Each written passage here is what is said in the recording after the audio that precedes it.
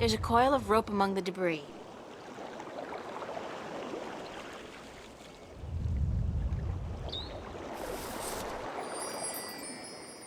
I could get lost if I just wander off into the jungle with no idea what the island looks like or where I'm heading. Emerald green and clear as the morning sky.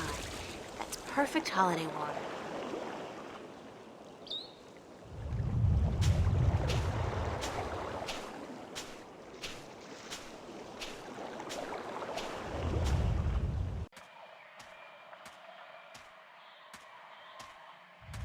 The bottom half of the statue depicts a large-eared creature listening intently. The top half of the statue depicts a big-mouthed creature calling out. It's the ruins of an old city. Dense jungle. It's the ruins of an old city.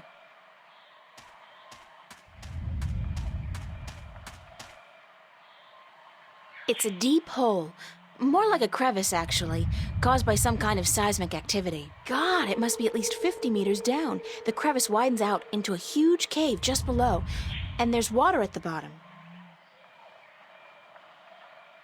It's a tiny tree.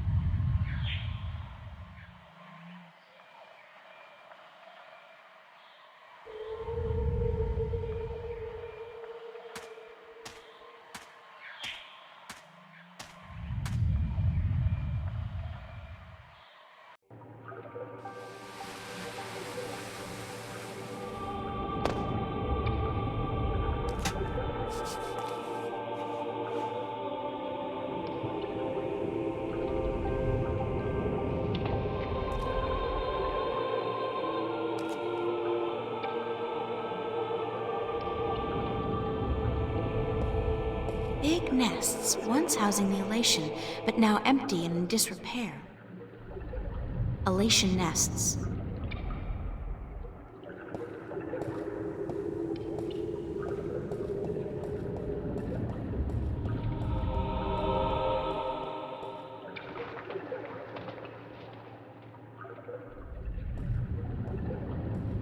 It's the remains of a stone structure that probably fell down here through the crevice. There's a piece amongst the rubble that looks like a bolt or a key. It's intact.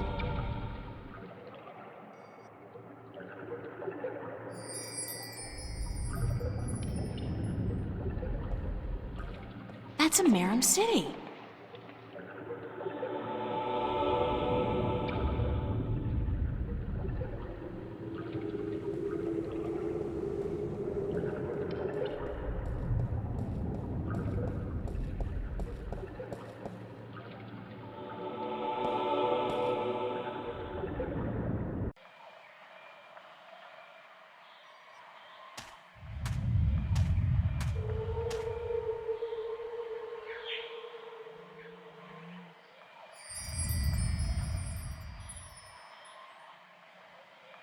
The bottom half of the statue depicts a large-eared creature listening intently. The top half of the statue depicts a big-mouthed creature calling out.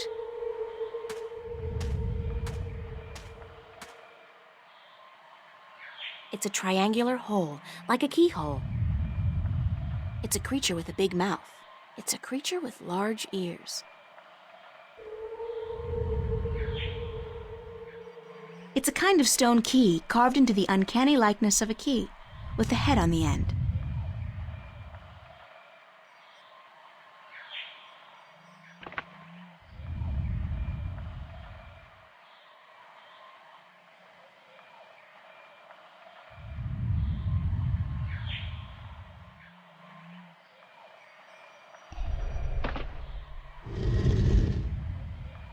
It's a creature with it's a triangular hole, like a keyhole.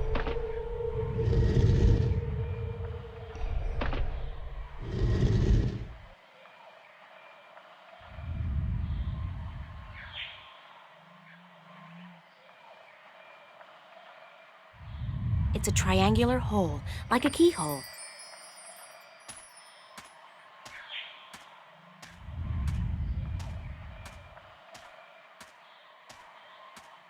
dense jungle. I look like a real sailor. Arr, matey!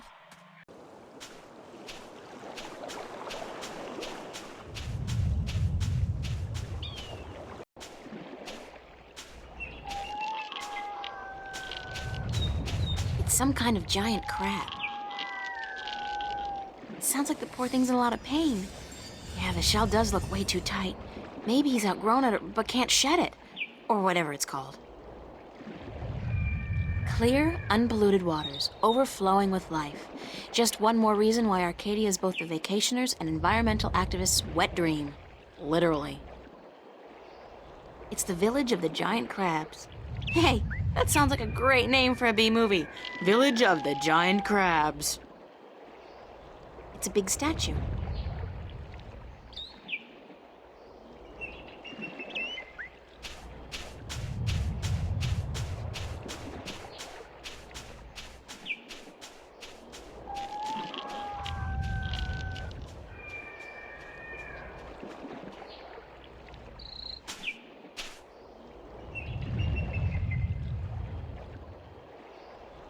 The bottom part of the statue depicts a creature with large ears listening to something. It's an old fireplace.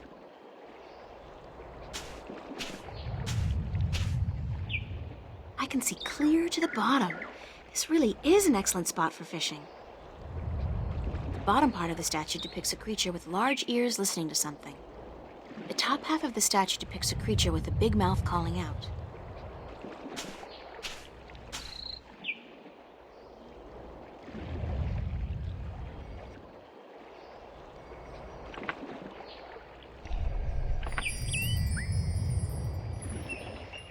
It's a triangular hole, like a keyhole.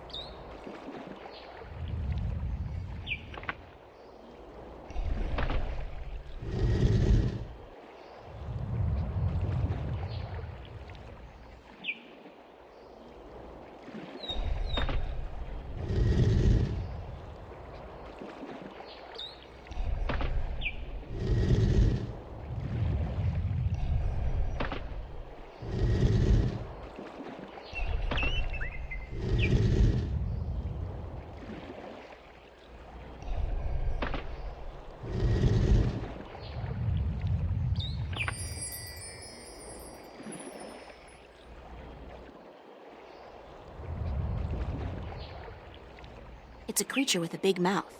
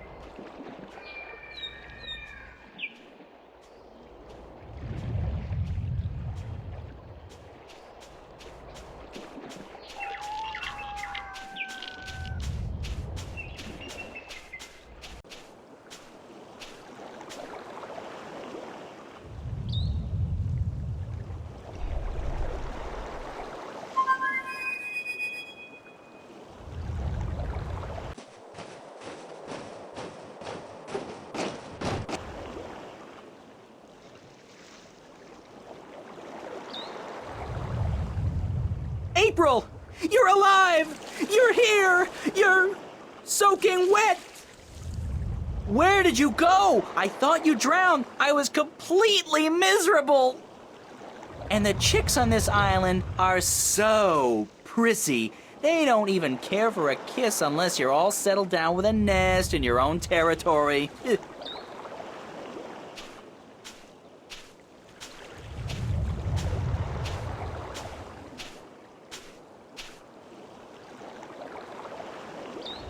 Glad to see you haven't lost the gift of the gab crow. Lady, You have no idea how limited bird Twitter can be. It's all, hi this and here I am that, all damn day long. I haven't had a decent conversation in days. Well, you're making up for it now. I never know when you're gonna go AWOL on me again. I had a little adventure under the sea. Oh? I didn't know humans had gills. We don't. Well, I do. I think. At least I can breathe underwater now. Cool. Not as cool as being able to fly, of course, but still. Hey, does that mean you're a mermaid? Hardly. I don't have a tail.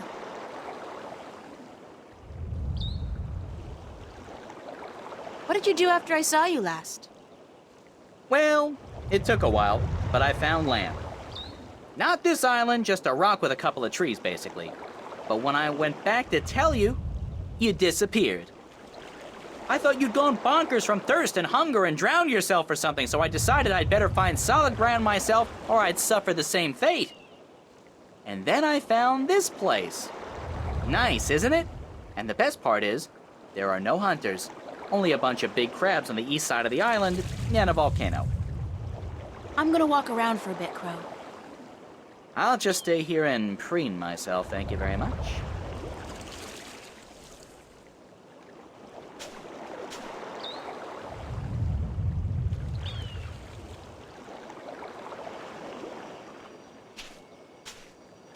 What can you tell me about the island, Crow? Only what I've been able to see from above. There's a volcano, dead I think, and lots of jungle, and some nice beaches.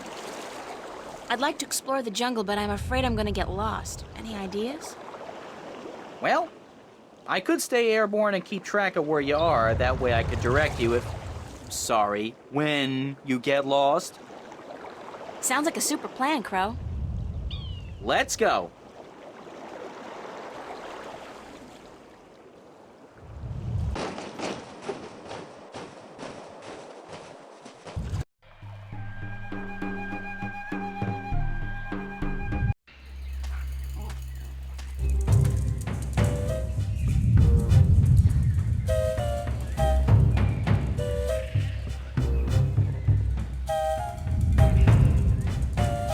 The rumbling is much fiercer here, and the ground is really shaking.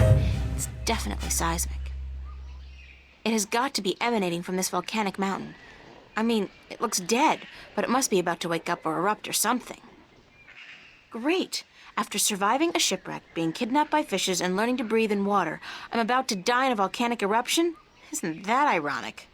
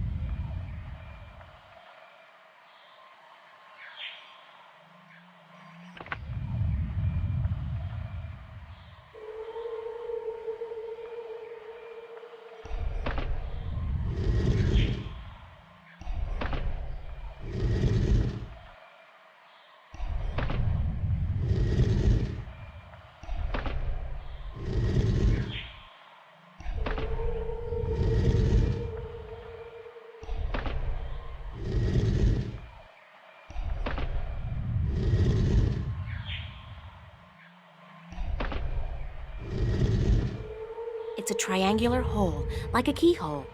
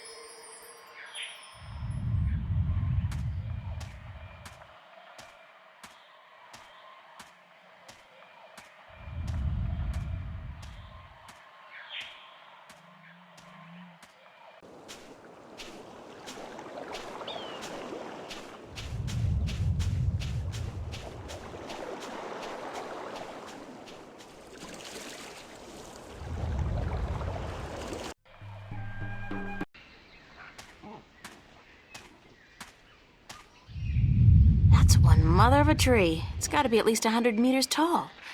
And what's that in the tree crown? Looks like a man-made construction.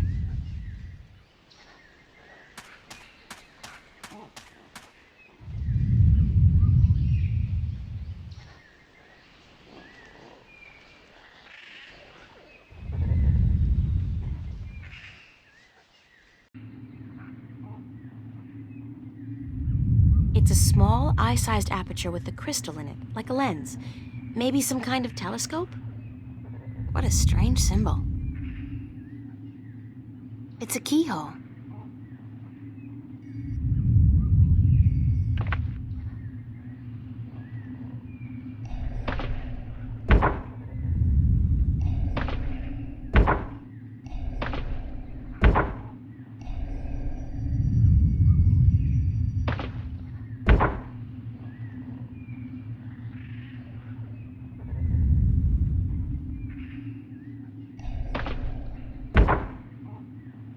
I don't see anything interesting. It's a statue just below a really tall tree. I don't see anything interesting. Somebody's looking back at me. Oh, wait, that's just my eye. The lens is turned into a mirror. I don't see anything interesting. It's a statue standing in the ruins of a city.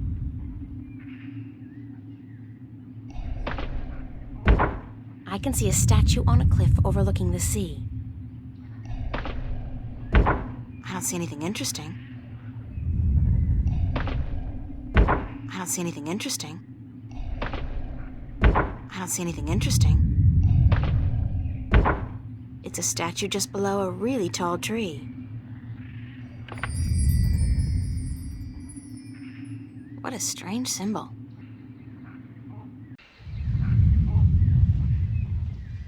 That's a huge tree. There's a large object in the tree crown.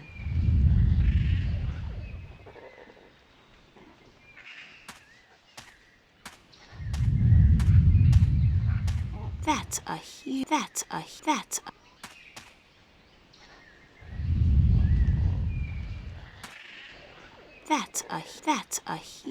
tree. There's a large object in the tree crown. That's a huge tree. There's a large object in the tree crown.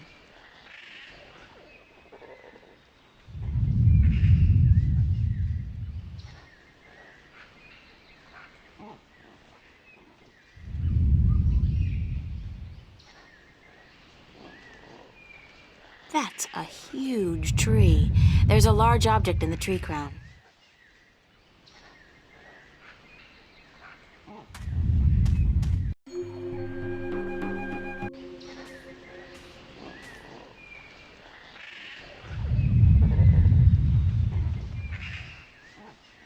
The bottom half of the statue depicts a creature listening, while the top part depicts a similar creature calling out.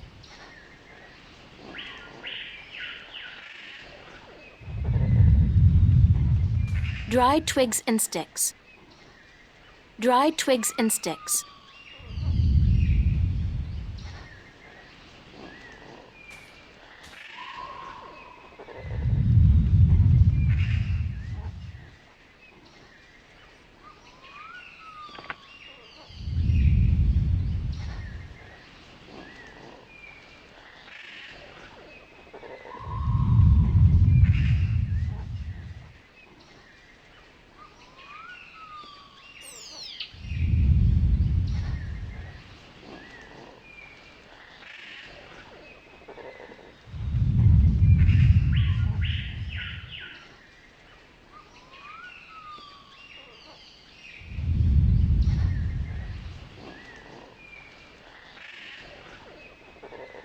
Dried twigs and sticks. Ow! Shh. Who's there? Shut up. I know there's somebody there. I heard you. Is she gone? Nope. She's still around. Shut up, shut up, shut up. If you won't come out, I'll just sit down here and wait. Sooner or later, you'll have to show yourself. Solar eclipse! Oh my God! Ah! I hate this place. I so hate it, I can't even sit down without crushing the natives. Big person alert!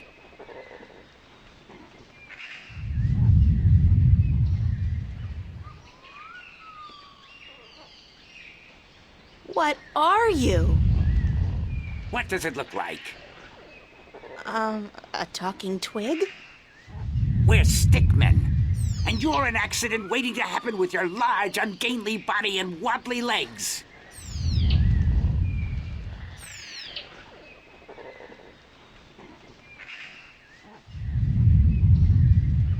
What's a stickman?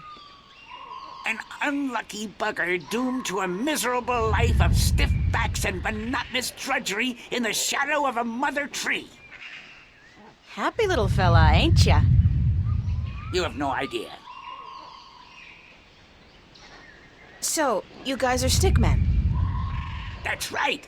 I'm Wick. This is Willow. And that dumb-looking one over there is Woody. And this is our mother tree. What's a mother tree? What do you mean, what's a mother tree? It's a mother tree.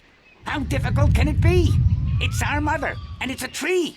It's a mother tree.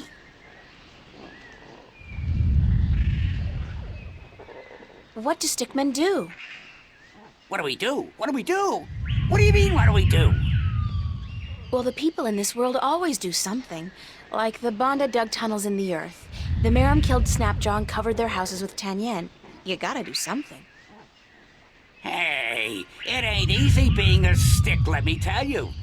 You got your stiff back and limbs, your fear of fire and water, your 300 years of miserable boredom, and then you have to get planted and raise a family. It ain't easy.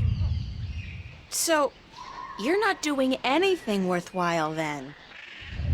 Lady, I'm miserable. I'm grumpy, and I got a headache. What do you want from me? Where do the Elation live? The Elation? The guys with wings? Up in the volcano. There's an old city in there. I think they're squatting. How do I get into the volcano? You don't? The road collapsed a few centuries ago, and when traders come, the Elation fly down to meet them. Nobody goes up there anymore.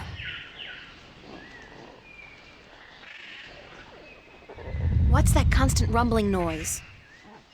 Lady, you have no idea what we have to endure. All day, all night, that noise is just murder.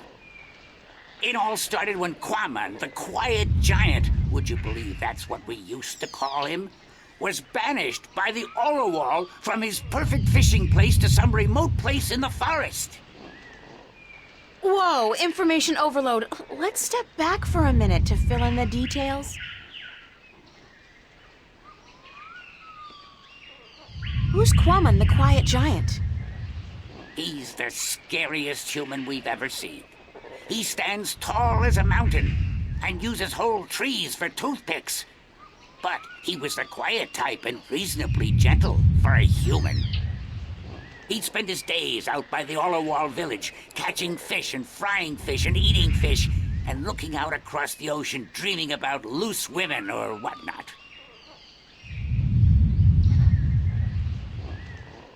What happened to get the quiet giant banished from that place? The Orowal got scared when he accidentally stepped on one of their young ones.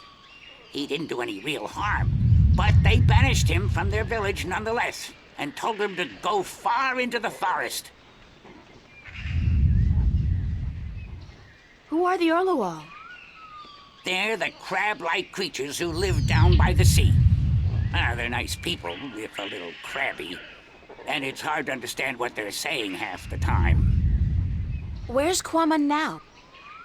Somewhere in the forest east of here, we don't know where exactly. He went there to get as far away from the Orowal as possible.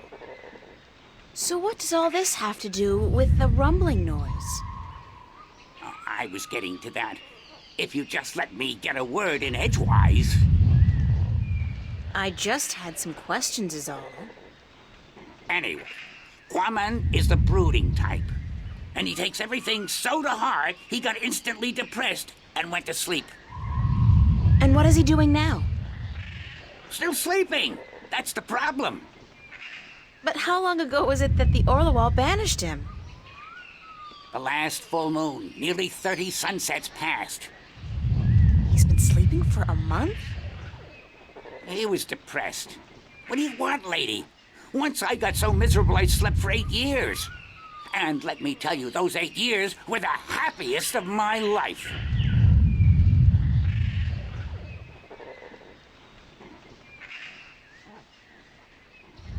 How can you sleep for 8 years? With these morons around?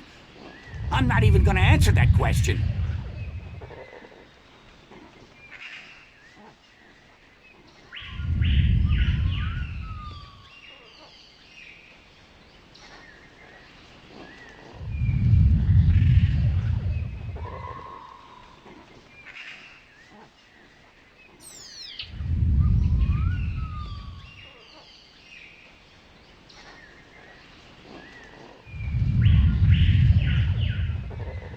No, really. 8 years? Us stickmen grow to be hundreds of years old. 8 years is nothing.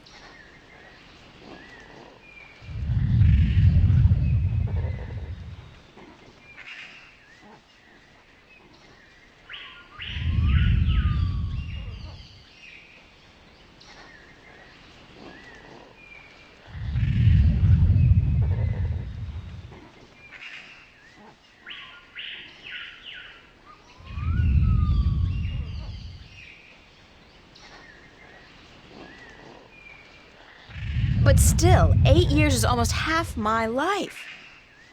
You're a baby. When you grow up, you'll understand. I still don't understand what this has to do with the rumbling noise. See that statue over there? Sure. What's up with that?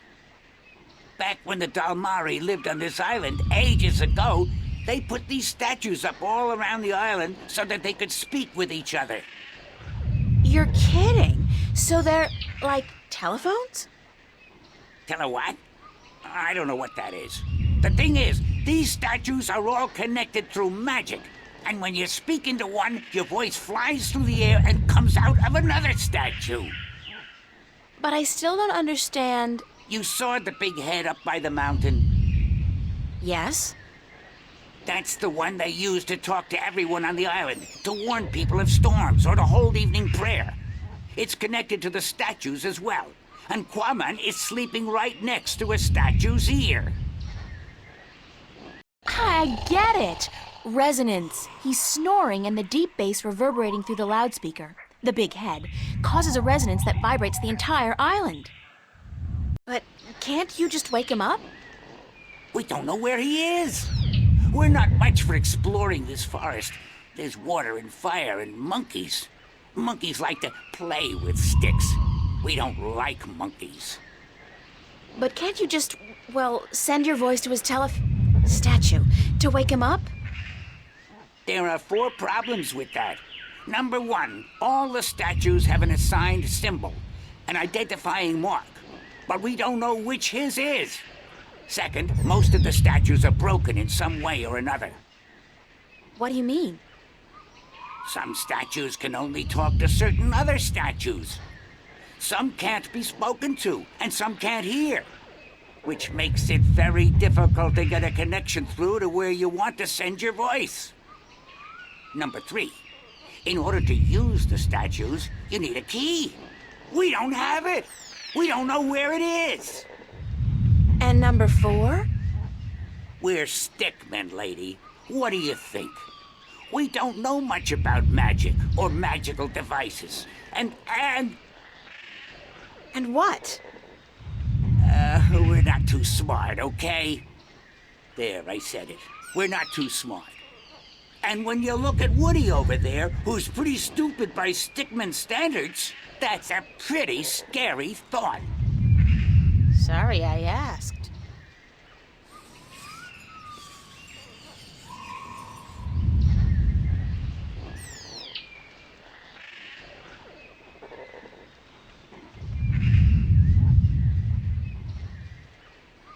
He's a stickman.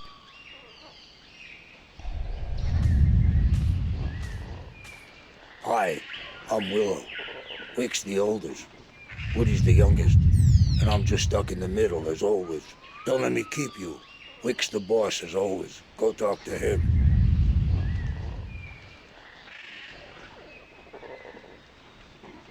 Hello, I'm Woody. They call me the stupid one, 'cause I'm kinda slow, so don't let me keep you busy. I was born with a big brain, so I can't move as fast as my 2 brothers. I can only do useless stuff like calculations and design, and I play a few instruments, and I'm writing a book on the flora and fauna of Alais.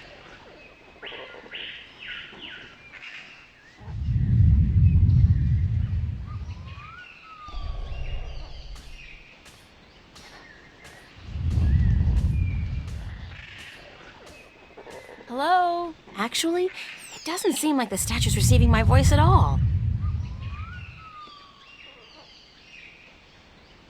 It's a triangular hole, like a keyhole.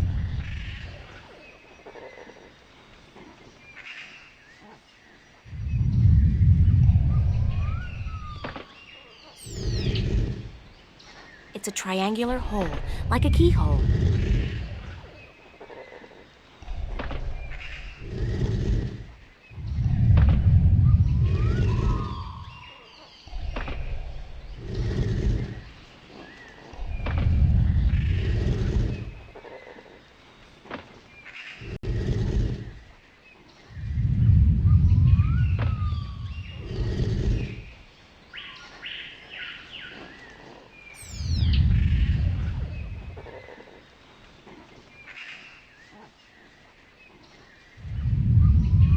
Hello?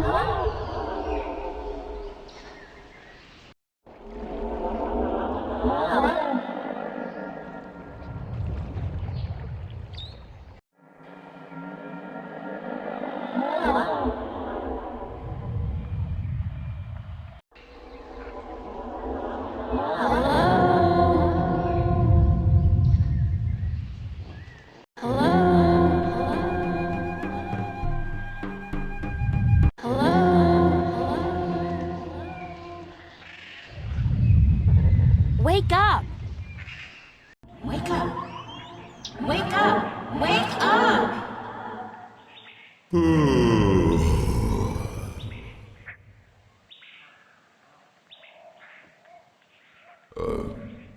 Who'll be there?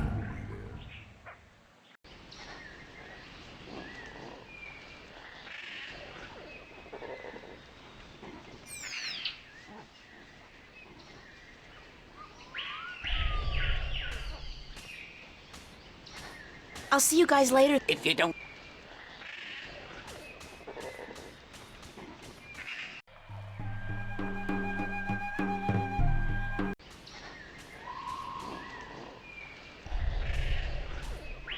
Hello, Quamon? I'm April Ryan. And me be Quamon. But what you be doing up in the air, big woman? Big woman? Watch it, I don't... Oh, I see. It's just my voice that's big, Quamon. I'm really quite average, size-wise.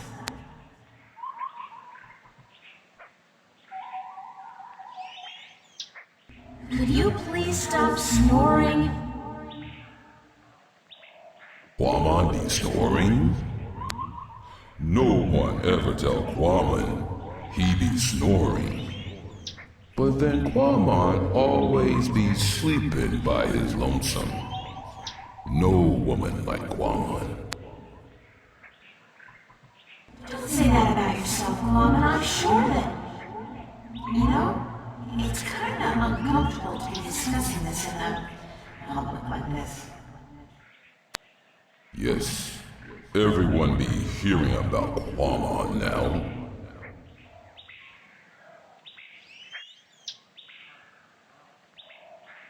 Do you want to talk about your problems? Face to face? What be the point? I'm a good listener, and I'd like to be your friend. That'd be the point. Quamon not sure if he want friend now.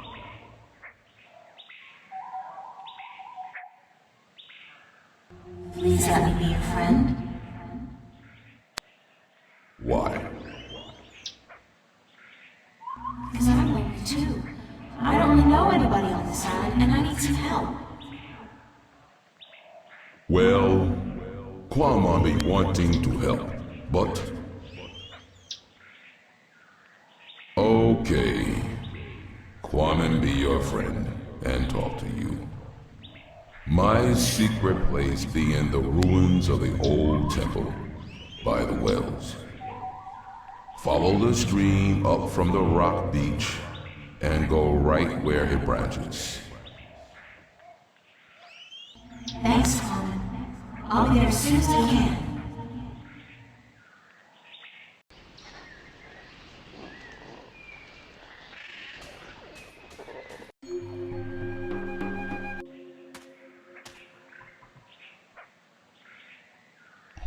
That's Quamon, the not-so-quiet giant. It's another one of those statues-cum-phone booths. They must have been popular in their time. It's a deep well with cold, brackish water and some seriously demented albino fish.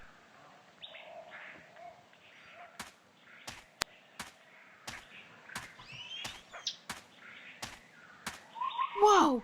You are big! You're just about the biggest person I've ever met! Quamon be a freak. No one be liking him. I didn't mean it that way, I just meant...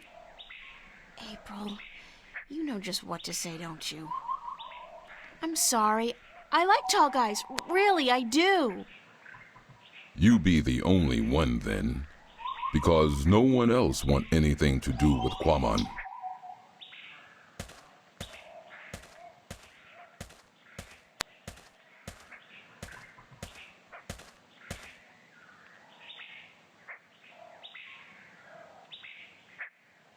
How did you come to be on this island? That be a long story. Do you want Quamon to be telling you? Sure, I have time. Tell me the story. Many long moons ago, Quamon be happy.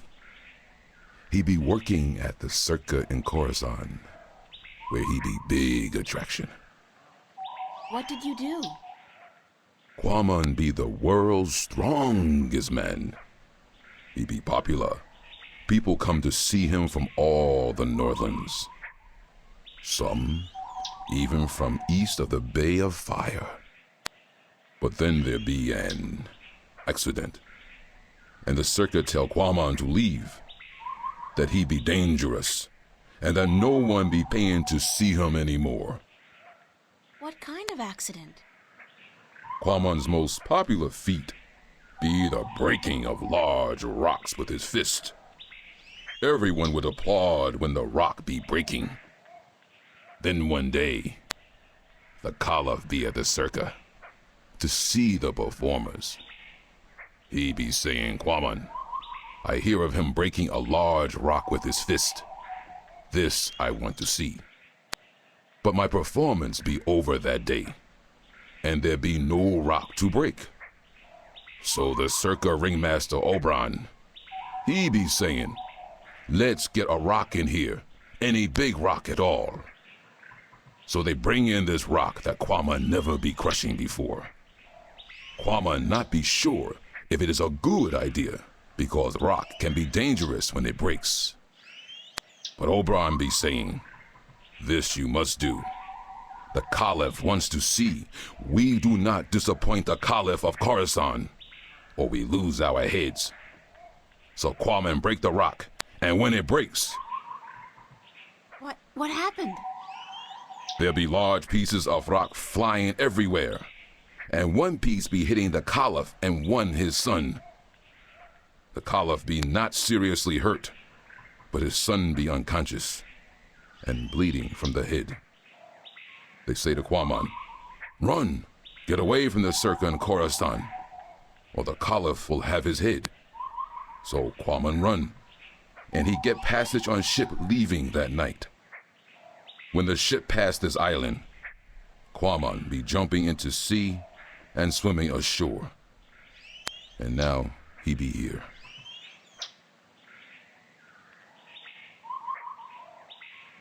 What happened between you and the Orlawal?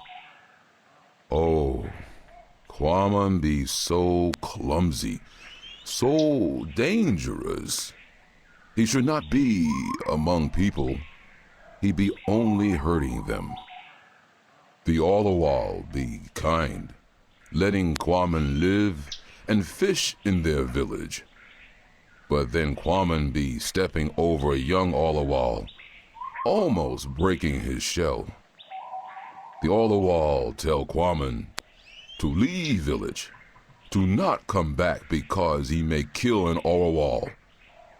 They tell him to go as far away as possible. Quamon be sad because he liked the Orlawal, and because Quamon be having the best fishing place in all of Alais. He lose his friends and his food. What do you eat now? Quamon fish in these wells here, but the fish that live down there be small and not very tasty. Would you like to move back to the Orlawal village? Oh yes, Quamon be wishing that more than anything in the world. I saw an Orlawal down by the beach, just outside the village. It seemed to be in pain, but I didn't know what to do. Perhaps if you come along, you can help him out and get back in favor with the Orlawal people. Yes, perhaps Quamon can help, even if the Orlawal do not want him back. Here it is, the, Orlawal. Can you help it? Perhaps Quamon can help. Poor Orlawal. He'd be crying for help. Quamon see what be wrong. The Orlawal not shed its shell when time come, and now it be stuck in the shell. Why didn't the other Orlawal come to its assistance? Their claws be no good for this work. They be helpless. But Quamon help. Quamon be good with his hands. Quamon be happy. Quamon accept your graceful thanks, sir. Thank you. You be making Quamon very happy. Quamon accept your offer and be grateful to the Orlawal people. Thank you very much. What? What did he say? Why did you thank him? All the while be inviting Quamon to stay on the cliff above the village, where he can fish again. Quamon be very, very happy now. You understand what it's saying? All language be easy to understand. It be just click and clack and clock. I'm so happy for you, Quamon. Go on, don't let me hold you back.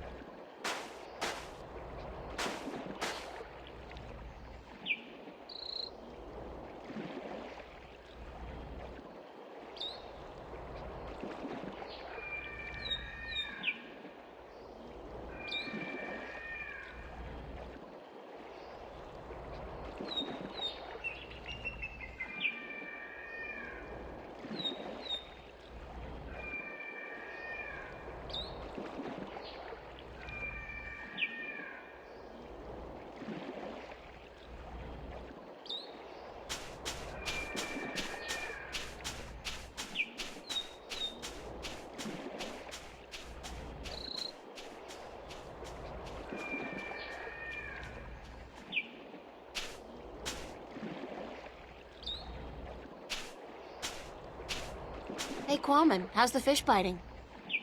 With its teeth, but not today. Why's that? Quamon be not certain. The fish always bite before, but then Quamon be having lure. Now no lure, just bait.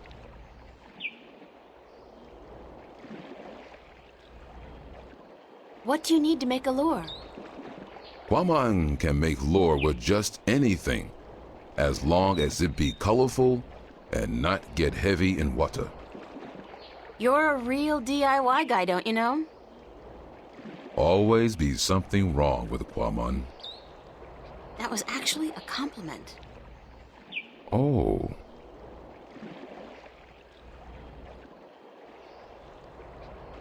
Are you happy now, Quamon?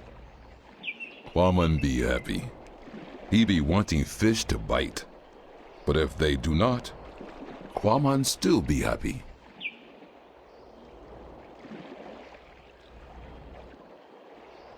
Can I borrow your fishing rod? Quamon must catch fish first, so he can eat. After Quamon catch fish, April can borrow a fishing rod. Happy fishing! Thank you.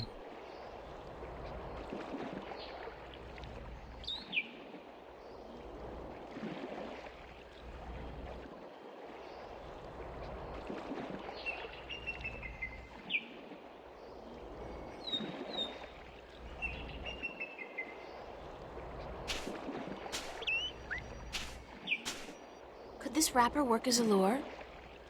Yes. Yes, with some work. It'd be perfect for a lure. Now Quamon can make one, and hopefully catch many fish.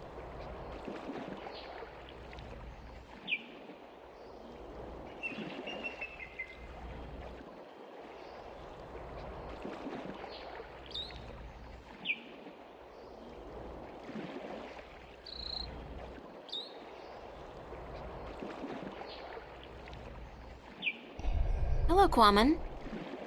Hello, April. Happy fishing! Thank you.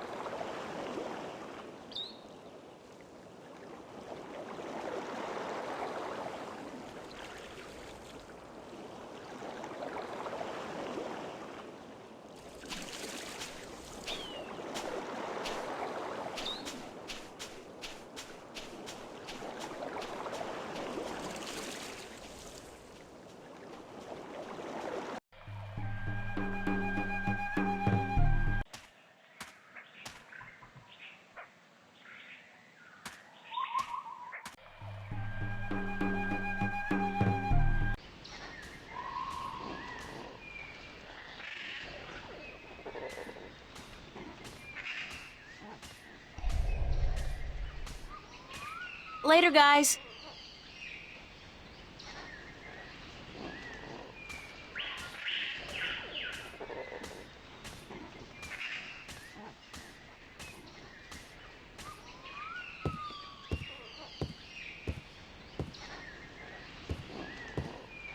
It's a big wooden crossbow, I guess. I wonder who built it and what it's for. If I could somehow get across to that path on the other side, I'd probably be able to make my way into the Alais village.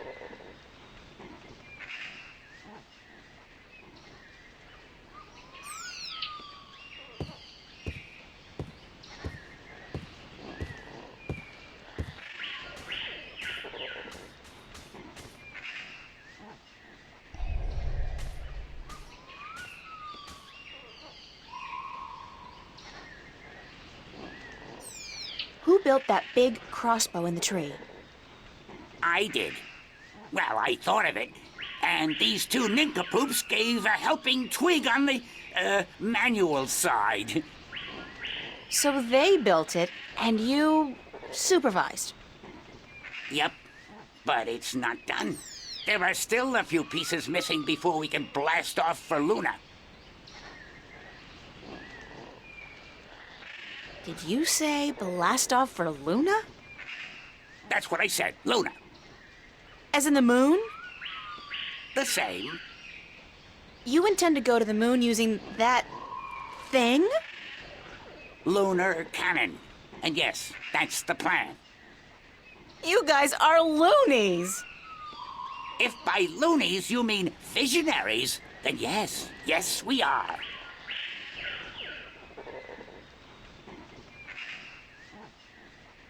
How come you're not working on your lunar cannon now? Because of that infernal noise is why. But Kwame has moved back to the Orlowal village. He's not going to disturb you again, trust me. Really? How the heck did that happen? Nah, I don't care. The important thing is we can work again. Thanks, lady.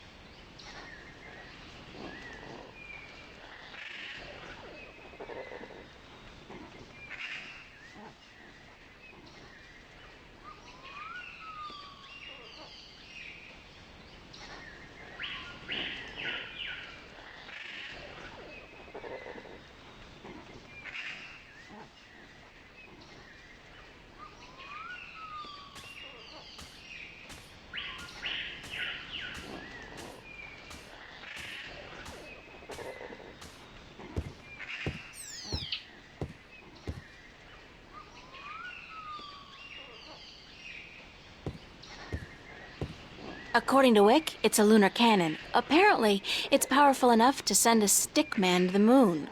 Oh, sure, in a Jules Verne novel, perhaps.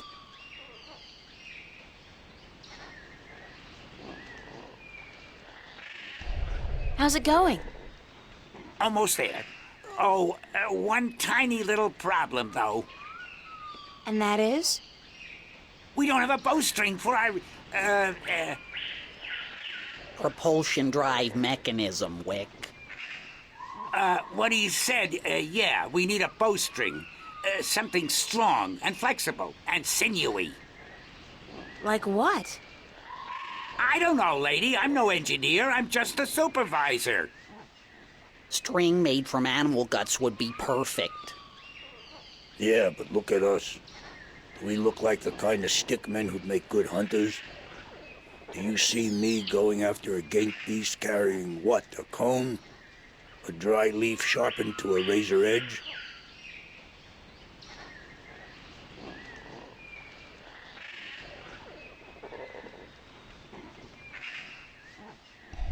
I'd be happy to talk to you later, but I got some fine-tuning to do before I'm done.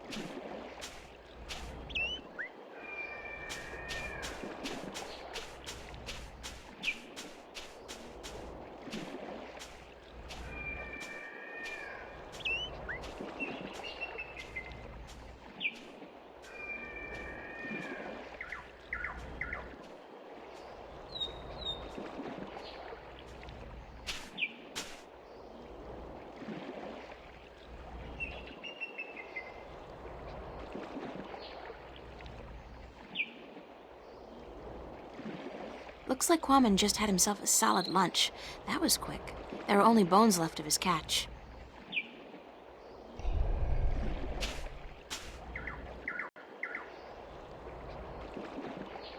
Did my lure work okay? It be working very good. Quammen catch a large, tasty fish very quickly. April be wanting a taste? No. No offense. I'm just not too fond of seafood. This not be seafood. It be human food.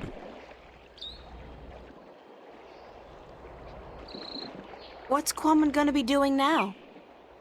Quammen be sitting here until the sun sets. Then he be going to sleep. And tomorrow?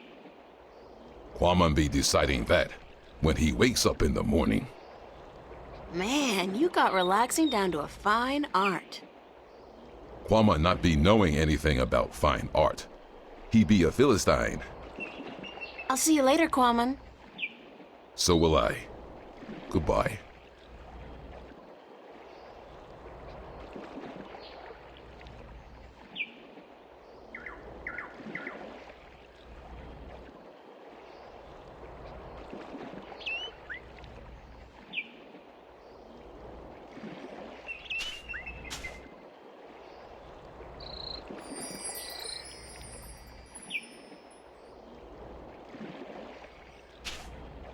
I don't figure I'll be needing the rod anytime soon, but I'll borrow the line.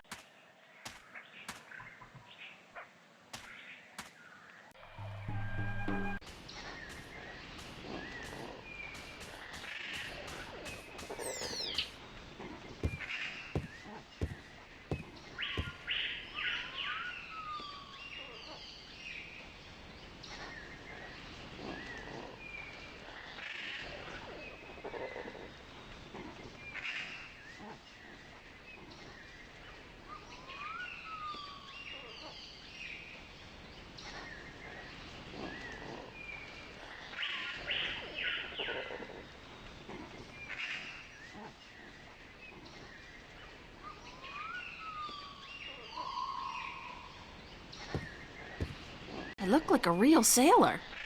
I look like a real sailor.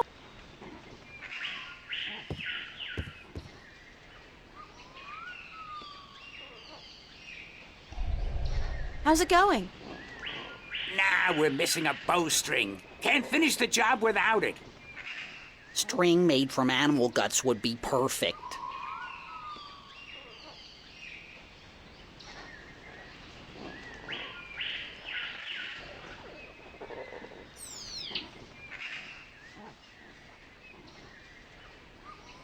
Can you use this as bowstring for your, lunar cannon? Let me see that. Oh yeah, that gonna work good.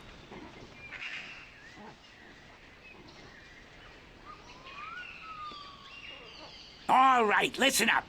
I got us what we need. And now we finish this damn cannon. Go to work, people. Give us a few minutes, lady, and we'll be all done.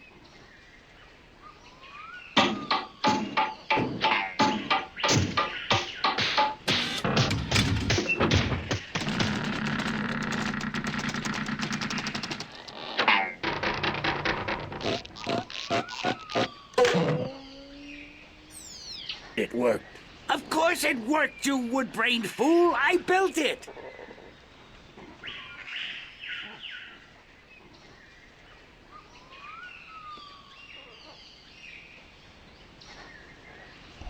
Are you done?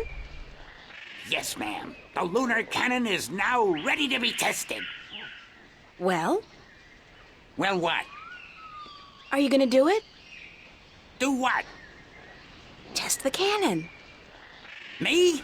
And get myself killed? I think not. But go ahead, be my guest. I don't think I'll fit in there. That ain't my problem.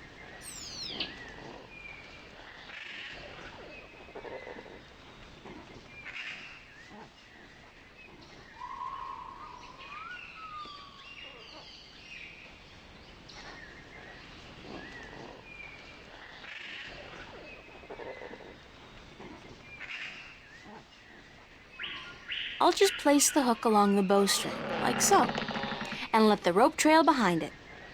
Okay, we're ready to fire.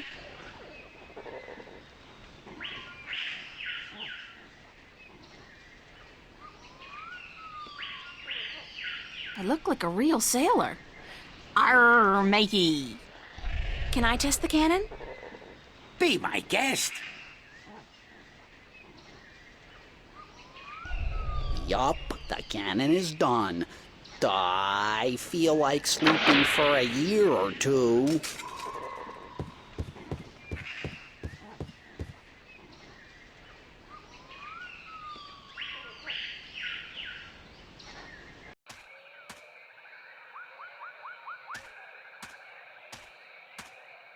There's a slight updraft here. The wind is channeled through that chasm down there and blown out and up here.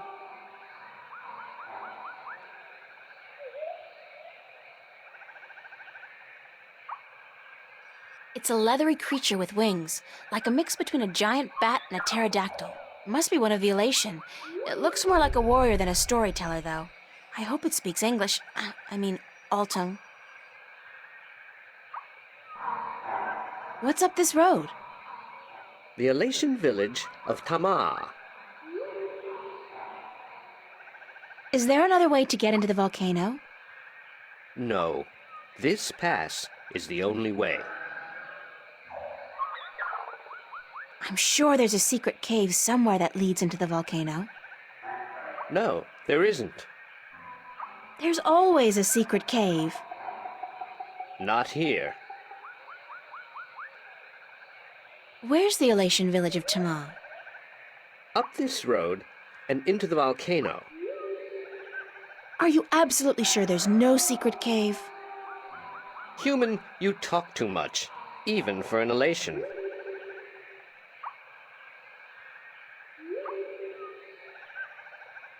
Isn't it dangerous to live inside a volcano? This volcano has not erupted for thousands of years, and the gods protect us. We are safe here.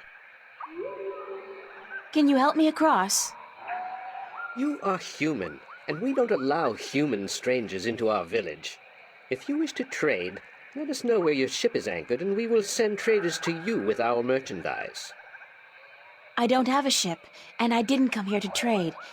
I came to talk to your leaders. I'm sorry, but we don't allow strangers into our village.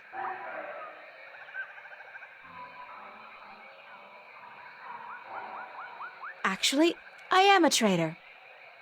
Where is your ship anchored? In, Coconut Grove? There is no coconut grove on Alais.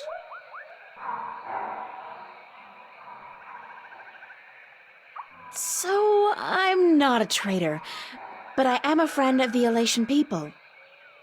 We don't know you. There is no friendship between strangers, human.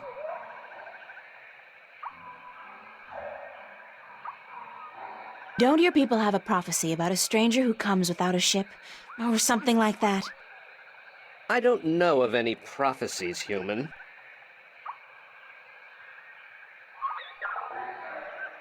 What kind of prophecies do you know about? We don't tell our stories to strangers. Thank you. Yes, but you must leave now.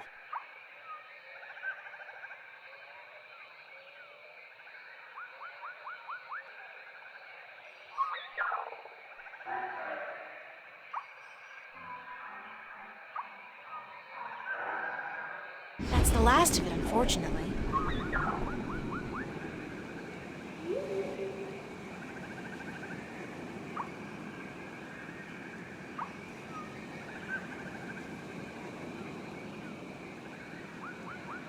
Oh, God, I think I'm gonna throw up. That was so not appetizing.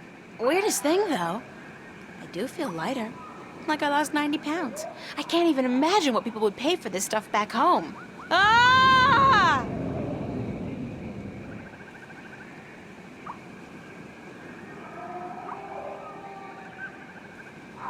Human, you flew across the chasm. You don't have wings, but still, you fly like the elation. Believe me, I'm as shocked as you are. Are you the Windbringer? What's the Windbringer? It's a prophecy amongst my people. Of course, there's no escaping the prophecies.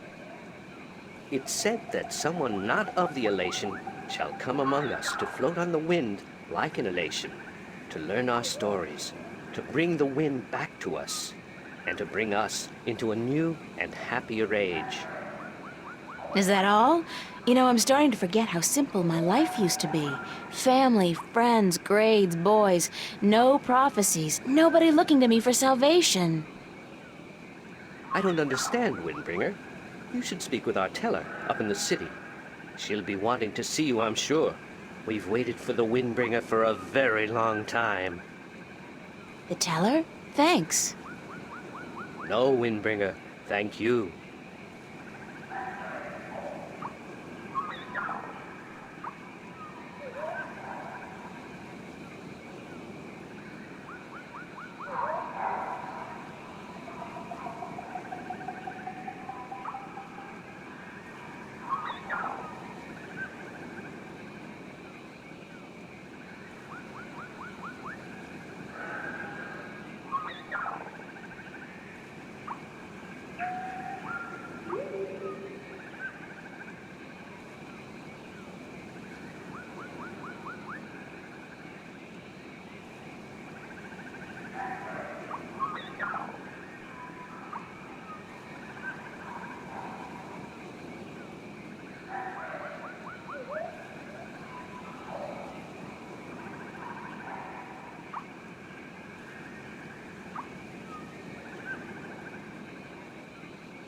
Thanks for your help. You should go see the teller. She'll want to speak with you.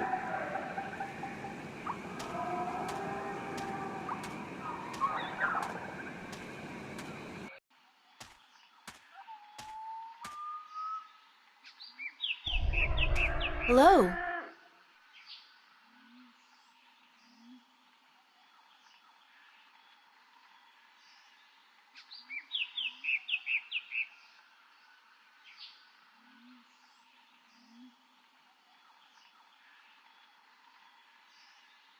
Good day, stranger.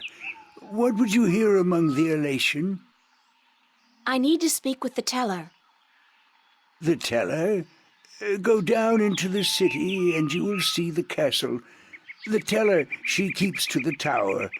She's old and her eyes don't take well to the sun.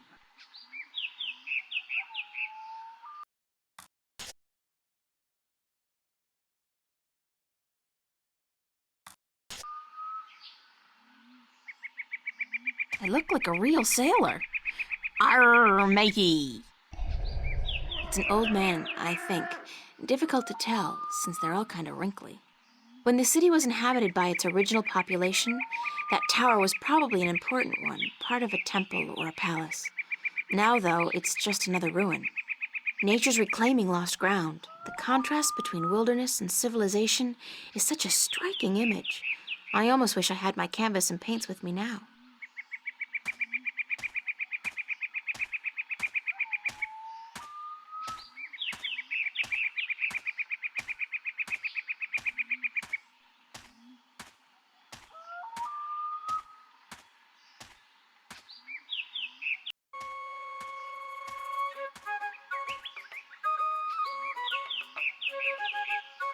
It's a little elation girl.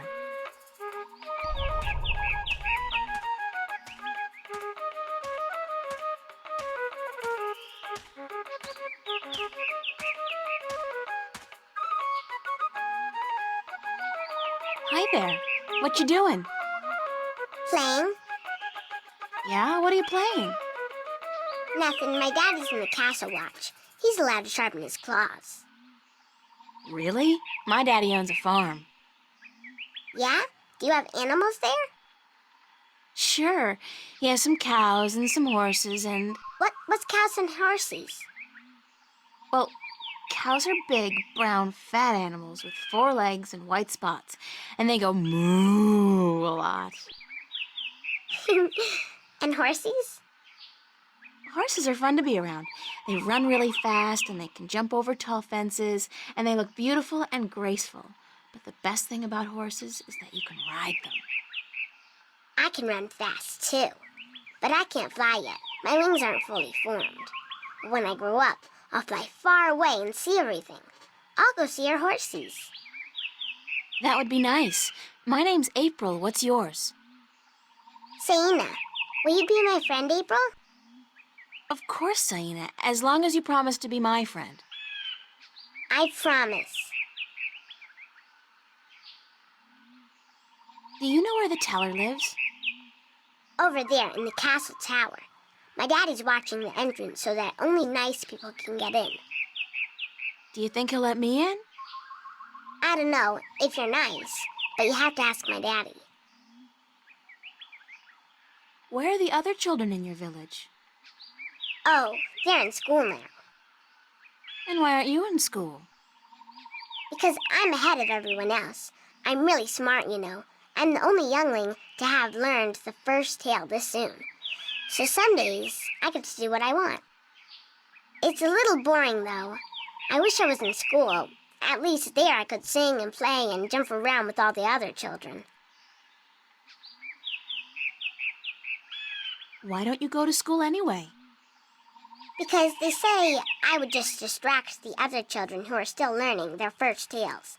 It's not fair. I mean, I get to play by myself and everything, but that's not fun all day. And my mom is working on her pottery at home, and she doesn't want me disturbing her because she might make a mistake. But the day after tomorrow, I get to go back to school because then we're going to learn some more flying lessons. They're always a lot of fun, and I'm getting pretty good at that too. I bet. I wish I had wings like you do. Yes, they're very good to have when you fly. Have fun, Saina. Are you leaving? Yes, I'm sorry, but there are some things I have to do. Grown-ups are always too busy.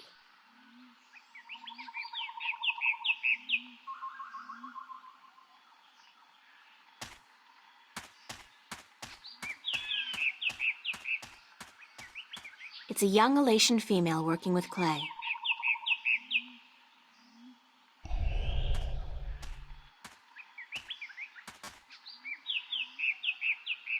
Be careful, don't come too close. I'm almost done with this pot. Sorry. Are you here to buy pottery? I didn't think traders were allowed up here. No, I came to speak with your teller. Really? I didn't know the teller spoke with anyone from the outside. You must be a very special girl. Supposedly. My name's April, by the way. Nima is my name. Nima of Ta'ama, the only Alatian village on Alais. I like your pottery. It's our craft.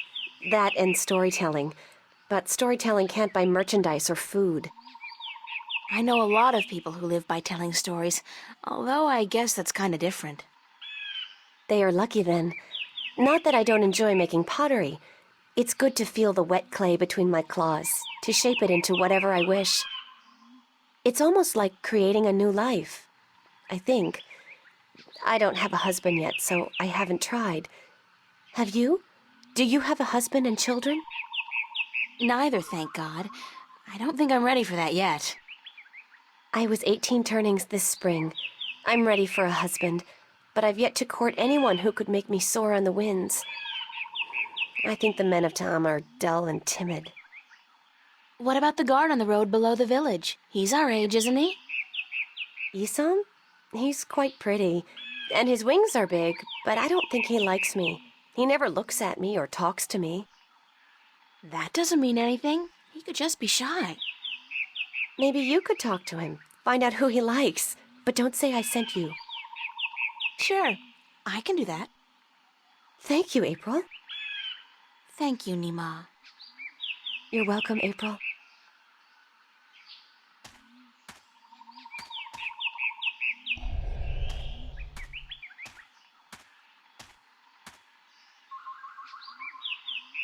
Hi, Nima. Hi, April. Bye, Nima. Goodbye, April.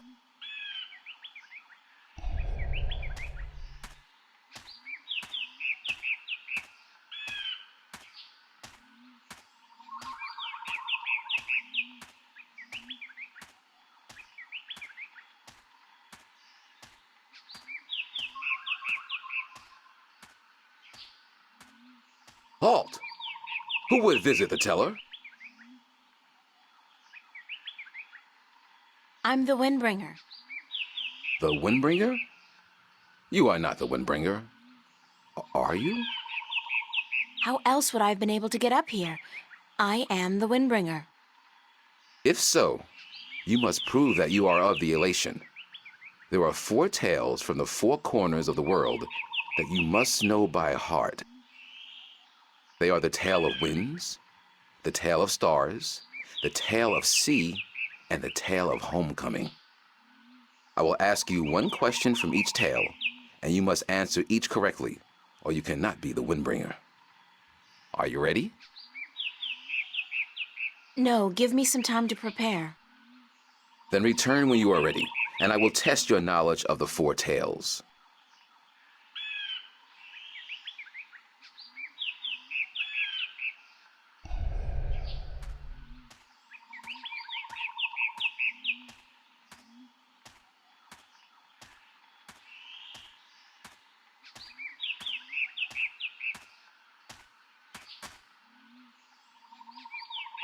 Hi, Nima. Hi, April. Do you know one of the 4 tales of winds, stars, sea, and homecoming? I had to learn the tale of homecoming. It took a long time, but I think I got it now. I'm better with pottery than I am with the tales, unfortunately. Do you want to hear it? Please. Very well. This is the tale of homecoming, my tale, and I shall tell it in my own words, as told to me by my teacher, in her words, and by her teacher in turn. Moran was a handsome young Alatian man with strong wings and a hardy beak. He lived below the white cliffs, where the water was salty and the fish plentiful.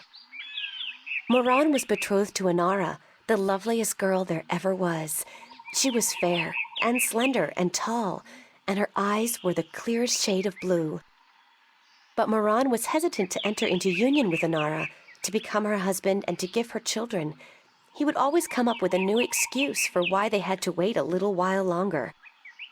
Now, Inara was skilled at pottery, but even more so with stories, and the teller of the village had many times asked Inara to be her apprentice, to learn all the tales, so that someday she could take over as the teller.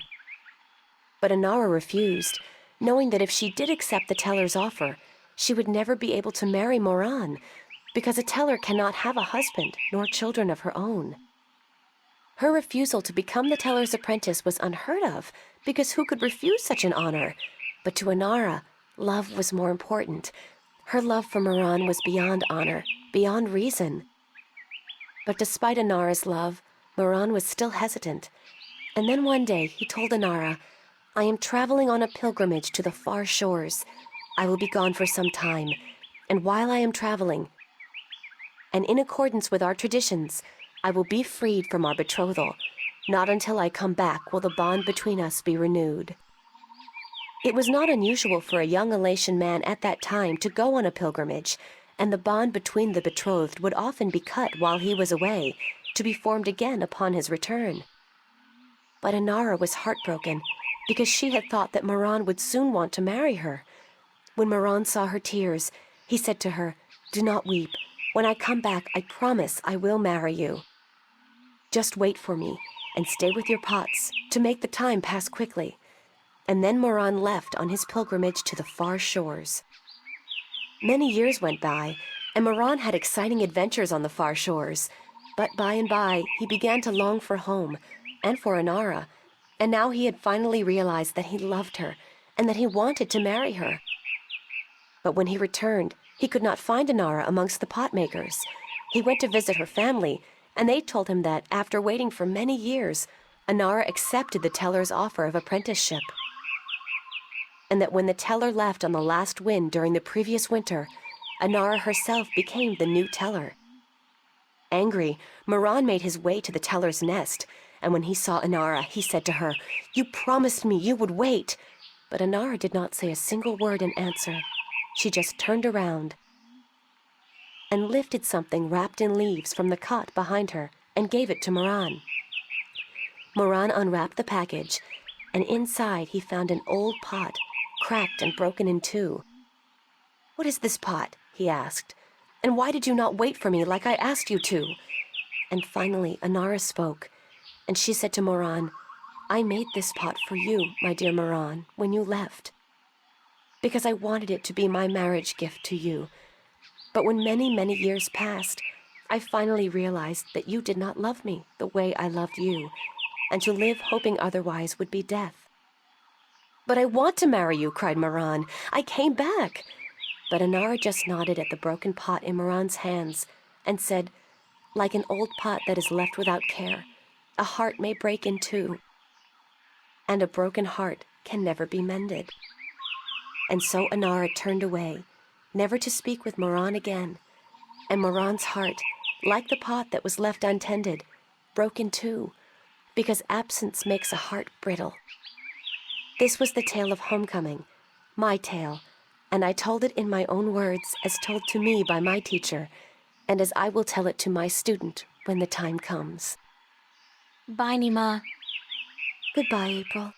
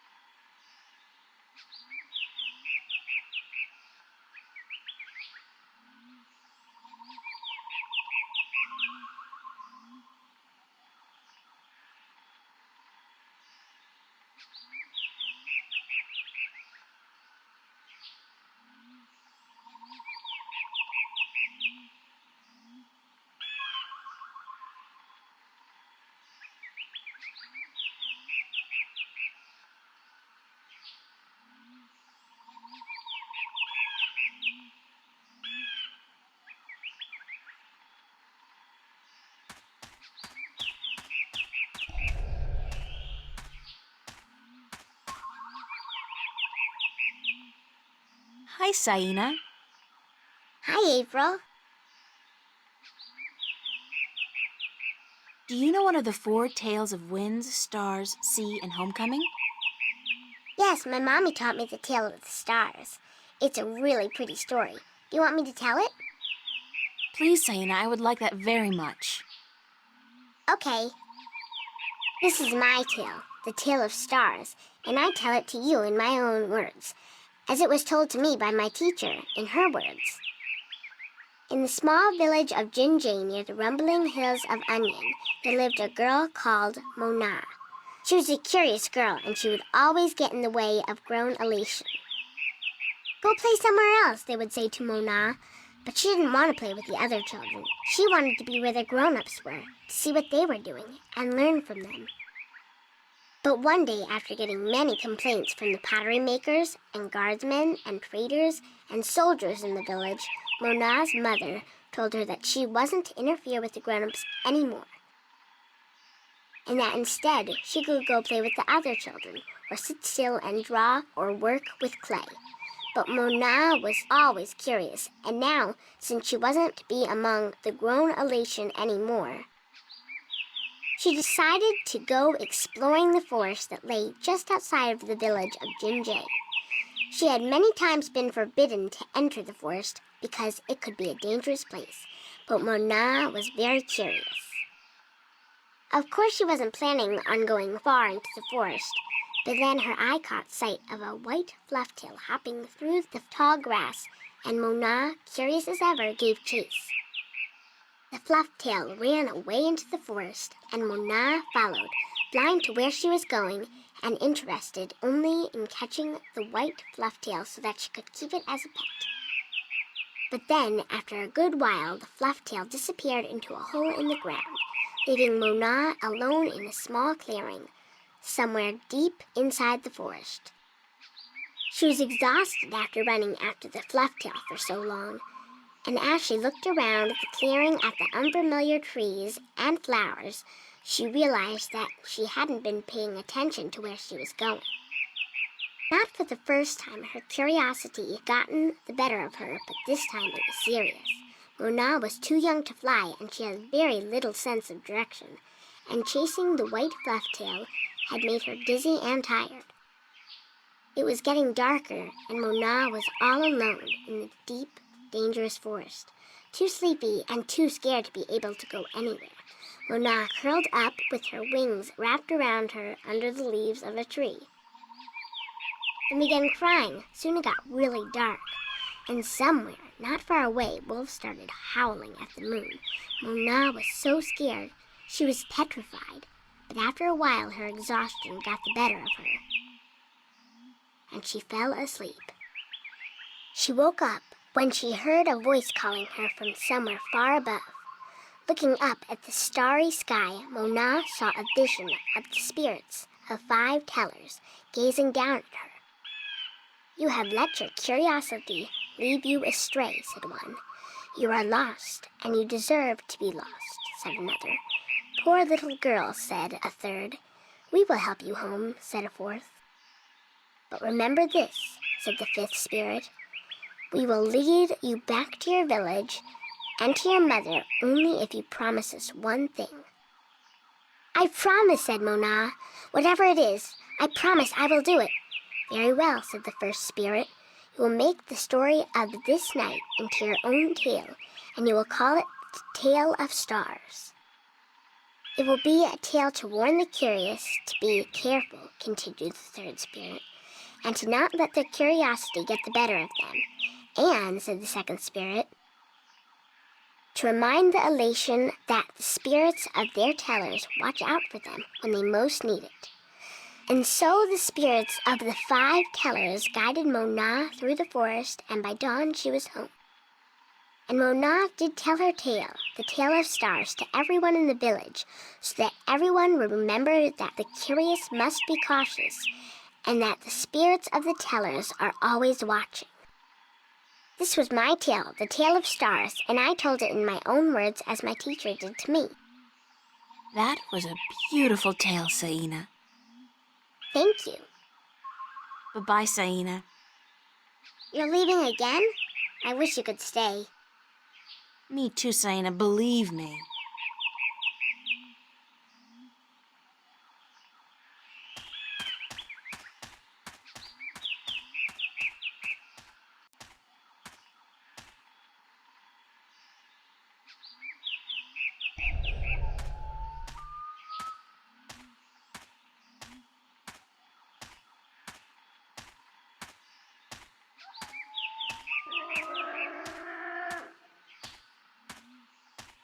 Do you know one of the 4 tales of winds, stars, sea, and homecoming? Mine is the tale of sea, human. Would you mind telling it to me? I would be happy to do so. This is the tale of sea, told in my own words, as it was told to me by my teacher in his words, and to him by his teacher in his words. This was a very, very long time ago, when the elation were a strong people, and we could spend days riding the hot winds above the seas. We hunted fish then, and we were at war with the Merum, the Wet-tails. Alais was one of the strongest warriors there was. His claws were sharp and long, his beak pointy, and his teeth strong. Alais was admired by everyone in his clan, and because of this he was cocky and arrogant. So one day, the teller of Alais city asked him to perform a very important and very special duty, to bring a sacred jewel to the teller of an Alatian town across the sea. This particular jewel was very important because it signified a union between the two towns, and it would benefit the people of both that it was delivered safely and promptly. Alais grinned and told the teller that he would deliver the jewel both quickly and safely, and that she was not to worry. But the teller did worry, because Alais was young and too sure of himself. But she wanted to test him, and to teach him that sharp claws, a pointy beak, and strong teeth are not all a warrior needs, that a warrior must also be wise and careful. So Alais set out across the sea on his flight. It was on the 4th day that he spotted something in the water that caught his attention, and forgetting his duty and following his curiosity, Alais dived towards the water to investigate. When he came closer, he saw that there were Merum in the water, foolishly hunting close to the surface, and Alais saw an opportunity to again prove his might as a great warrior to his people, and to capture the fins of a few Wet-tails. But this time, Alais' arrogance got the better of him, because the Merum had set a trap. As he dived towards the Merum with his claws, a spear shot up from the water to hit him. Alais struck the water and dropped the jewel he was carrying, and it was all he could do not to drown. Alais was bleeding, and the Merum were grabbing onto his wings and his legs, but he fought bravely, and finally he managed to escape. But even though he now lived, he was dead inside, because the shame of losing the sacred jewel would always be with him. Alais could not return to his village, because he had neglected his duty to his teller and to his people, and so he went away to a small island where he could be alone. To himself and his people, Alais now became the lost one, he who had been on a sacred mission but had failed in his arrogance. A year passed, and one day Alais met with human traders from a ship that came close to his island. From the traders, Alais heard speak of a hideous creature that lived in the sea, the Octowoe. The Octowoe was said to have a third eye, like a jewel, and that this eye pulled hapless sailors into its deadly 8-armed grasp. Alais knew immediately that the Octowoe's third eye had to be the jewel that he lost in the sea a year ago, and he now saw the opportunity to redeem himself. But Alatian were not used to water, and the thought of submerging himself in the cold, harsh ocean chilled Alais to his heart. But he was the lost one, and if in his death he could at the very least redeem himself, to his own heart, then, it would be worth it. So Alais fashioned himself a spear, because in the water his claws and his beak would be too slow, and he flew out to where the Octowoe was last seen. And then Alais dived into the sea. The dark water closed in on him, and his wings and legs went numb. But still Alais kept pushing down until he saw the lair of the Octowoe.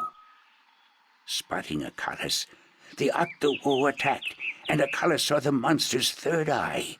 his sacred jewel, shining bright in the darkness, and his heart was filled with a sense of duty and courage that he had never felt before. But as he began fighting the eight-armed monster, Alais realized that if he were to fight like he usually did, he would not stand a chance. He would have to think differently. And so Alais tricked the Octowo into following him through a tight chasm where the monster got stuck. And then he swam above it, and using his spear, tipped a rock on top of the Octowo. Swimming back down again, the Octowo was flailing helplessly. Now, almost out of air, Alais took the sacred jewel from the Octowo's head and swam back up. Finally, Alais could deliver the sacred jewel to the town across the sea. And upon returning to his village, he went to the teller, bowed his head, and said, "Forgive me, teller, for in my arrogance I thought I could do everything. But I could not, and I became the lost one because of it." "You were lost," said the teller, "but you are no more. Because now you see the limits of your own strength, and you will know that a warrior must be careful and wise, in addition to being strong and fierce."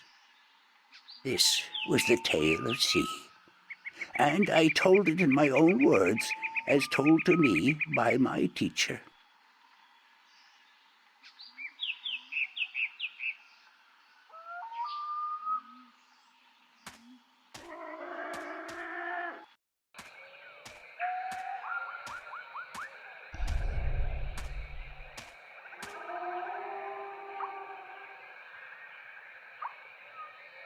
So, Isam, that's your name, isn't it?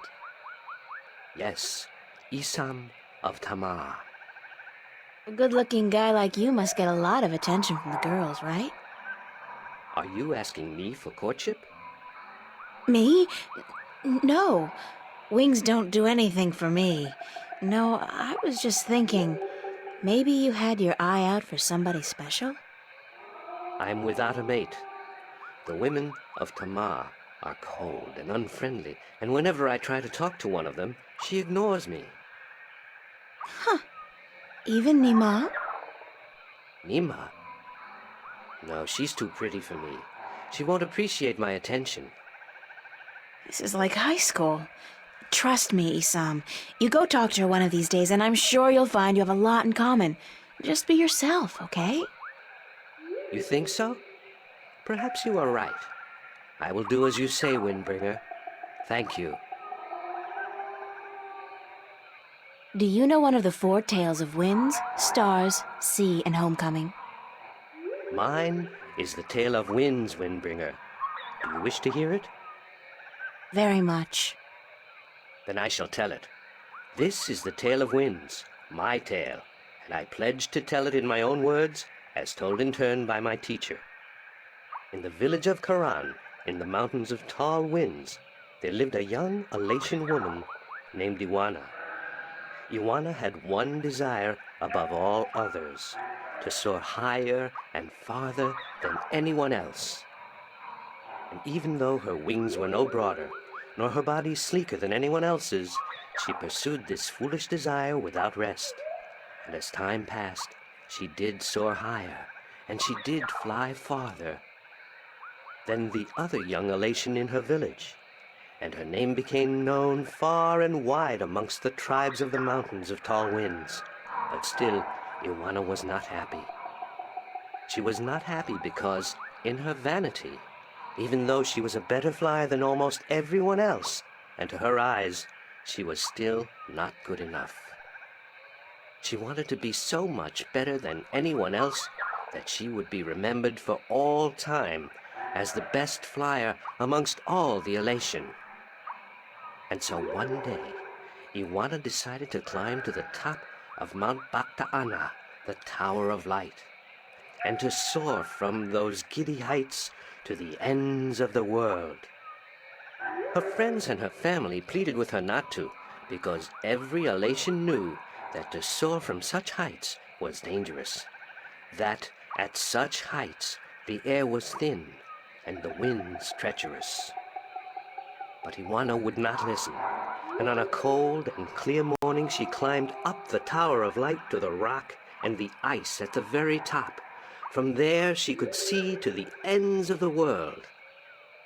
And it brought tears to her eyes to know that now, finally, she would be greater and better than any Alatian before her. And so Ioana spread her wings and leaped off the mountain. Those who watched her from far below said that for a split moment Ioana soared, and she soared higher and farther than any Alatian before or since. But then the treacherous winds caught a hold of her, and the thin air made her plummet towards the ground, and to fall to her death amongst the rocks at the base of the mountain. In her vanity, Ioana could not see beyond her desire to be the very best. And vanity always stands to fall. That was the tale of winds, my tale, and I told it in my own words, as told to me in turn by my teacher.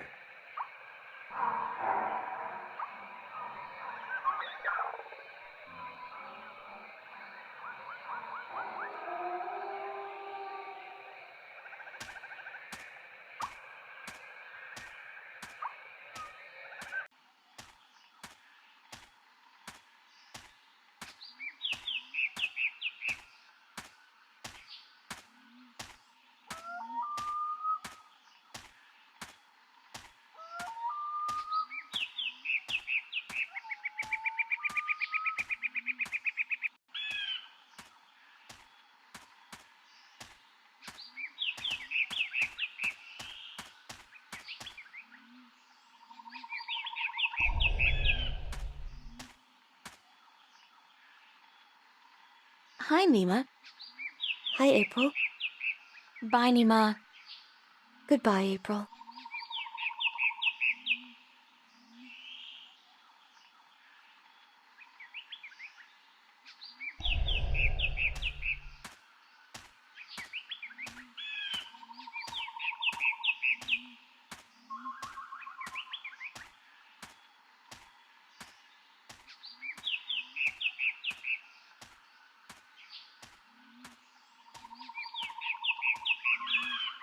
Are you ready for the questions now?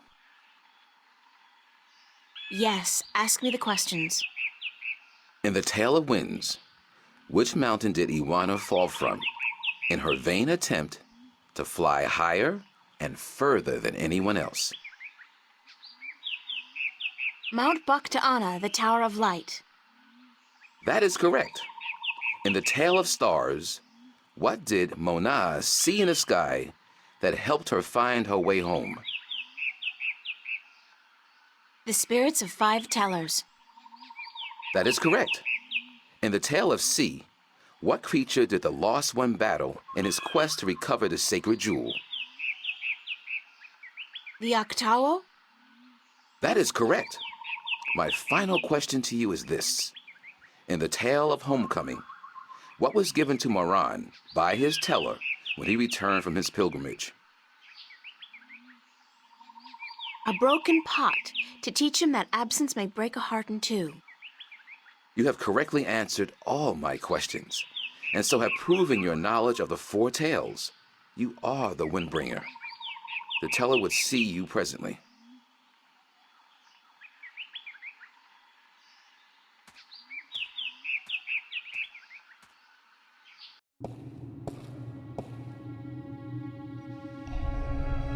She's the teller. She must be over 100 years old.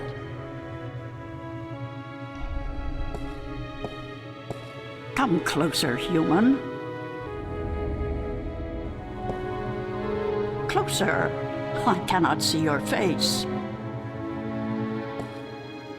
Closer still. Come sit here by me.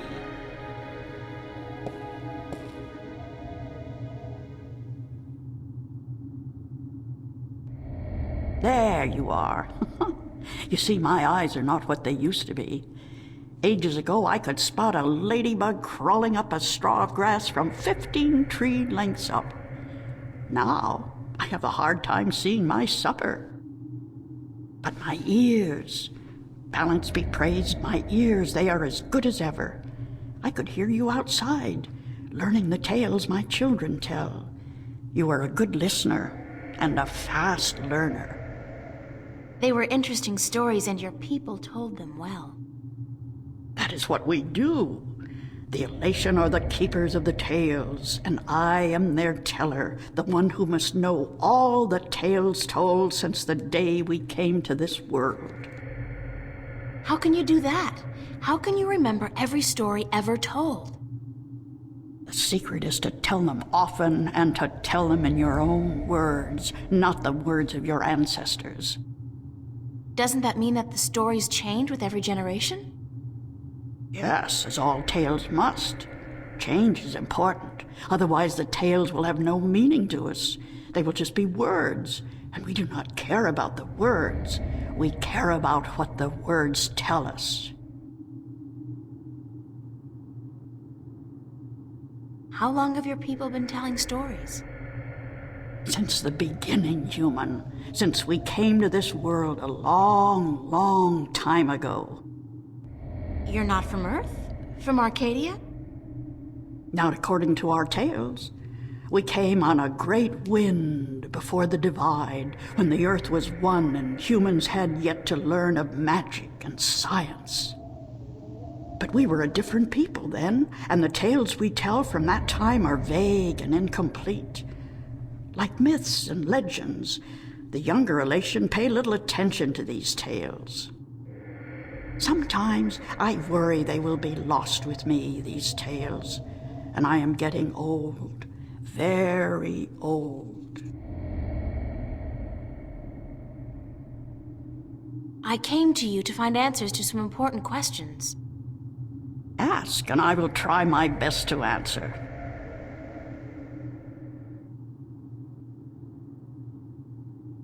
Have you heard of an ancient god or dragon that lives beneath the sea?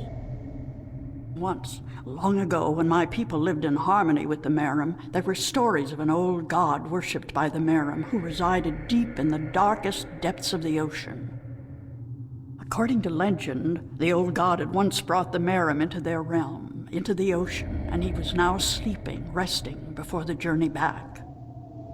Back where? To a great ocean amongst the stars.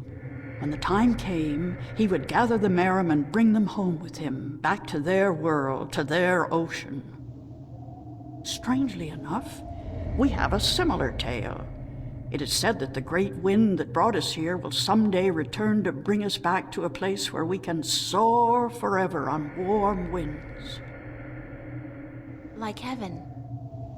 In a way, perhaps, but without the need for any of us to die.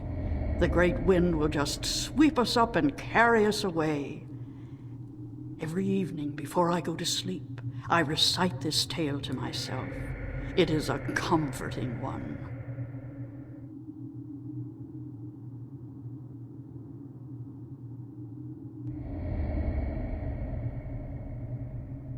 What do you know about the Draic kin?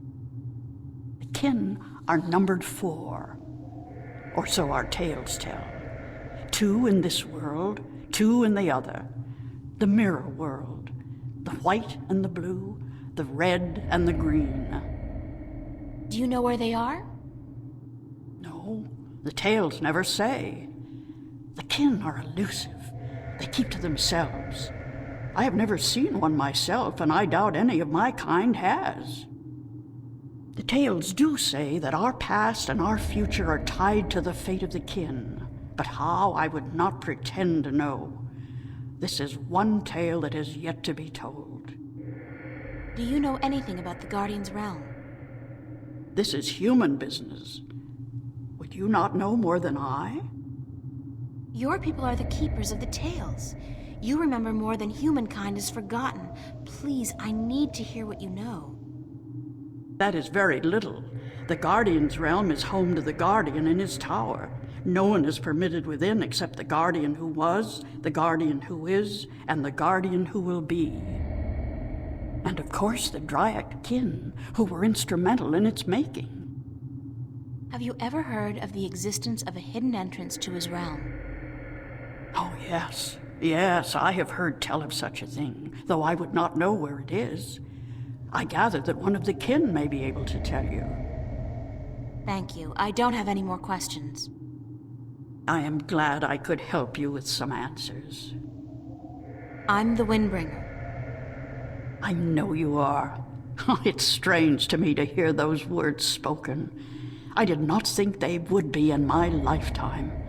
But here you are, standing in front of me as real as the sky is blue. I'm sorry I have to ask, but what is it that the Windbringer is supposed to do for you? I did not expect you to walk in here and have all the answers, child.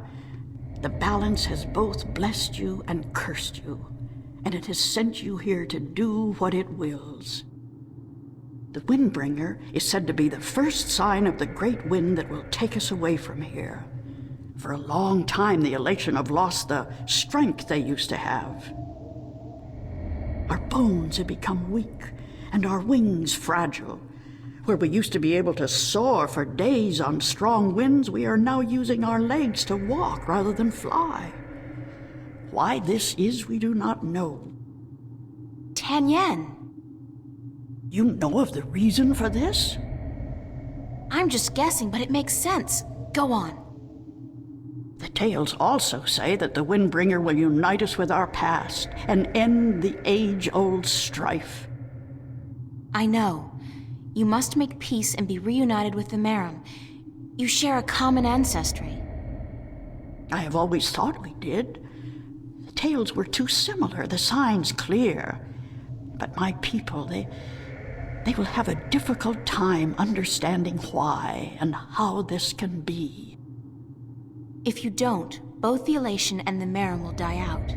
When war broke out between your people and you were forced to move up into the mountains, it compromised a precarious symbiosis. A substance called 10 yen was abundant where the Merum and the Elation lived in close proximity. It brought fish and heat and light to both your people. But now, living up in the mountains, your way of life, your diet, your customs and habits, they've all changed. And that's probably the cause of your brittle bones and fragile wings. Then we must make peace with the Merum and restore the balance between us, so as to strengthen us both and prepare us for the journey that will surely come soon. When our sitting is over, I will speak to my people, and I will elect one representative from the Elation to meet with the Merum in a place of your choosing to open a dialogue. I guess it's time for you to talk to your people and for me to make arrangements with the Merum. Where do you wish for our meeting to take place, Windbringer?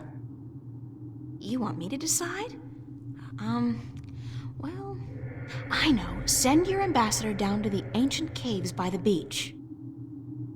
Inside, there are remnants of an old Elation settlement and a Merum city. It's a good place for your two people to meet, don't you think? Yes. And could you ask if they would bring their half of the stone? The stone? You have the other half? We have held onto it for centuries, knowing that someday it would be of use to the Windbringer. It will, trust me. Then we must make haste and arrangements. It is an important day, so let us not waste light. Go and wait for my ambassador in the caves.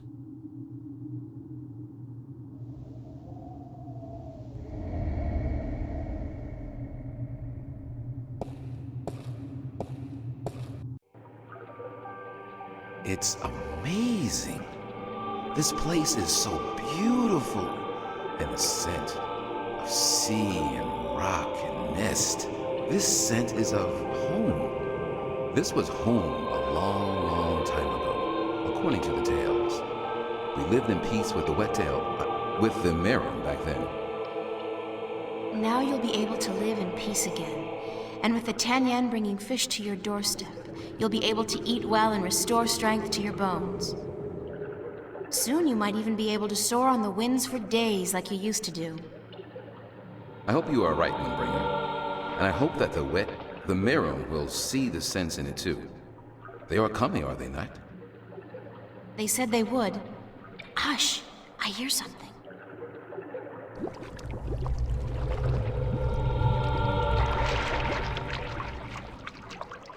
We are here, Water Stiller, as was promised. Good. Now, as representatives of your respective peoples, you, the Queen of Amiram City, and you, guard to the Elation Teller, must fulfill the prophecy and join the two parts of the one stone. We hope that our peoples may be joined again, Elation, and that we may live in peace and prosper. As do we, Marrow, and we pledge to do all we can for this to happen.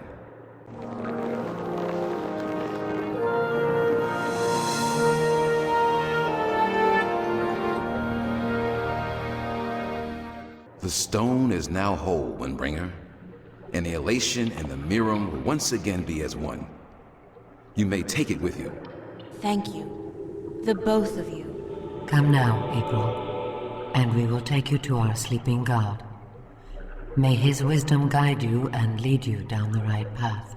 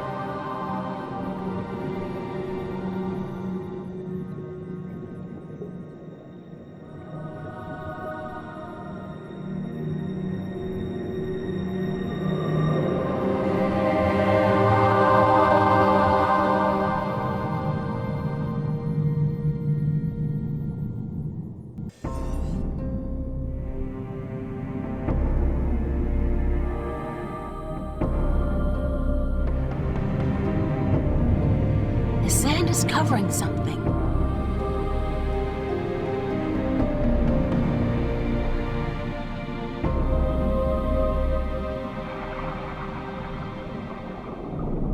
That's a weird rock. It just doesn't look natural.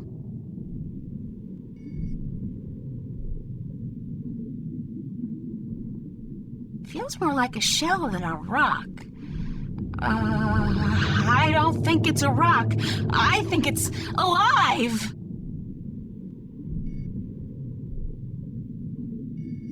It's some kind of organic sensor. It's soft and spongy.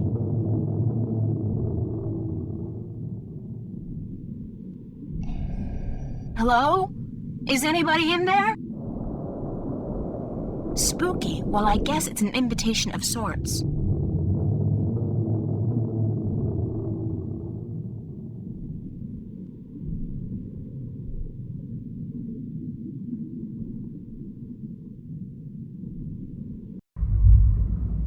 There's air in here, and it's dry. I swear I'm never taking a bath again. That doesn't look like a natural protrusion. It's too big and round. I know you.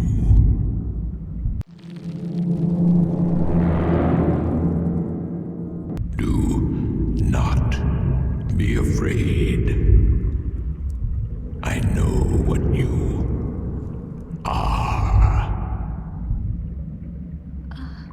You do? Yes. Yes. What would you hear? I do not like to be disturbed. I wish to be left alone. I wish to rest until the day of ascension.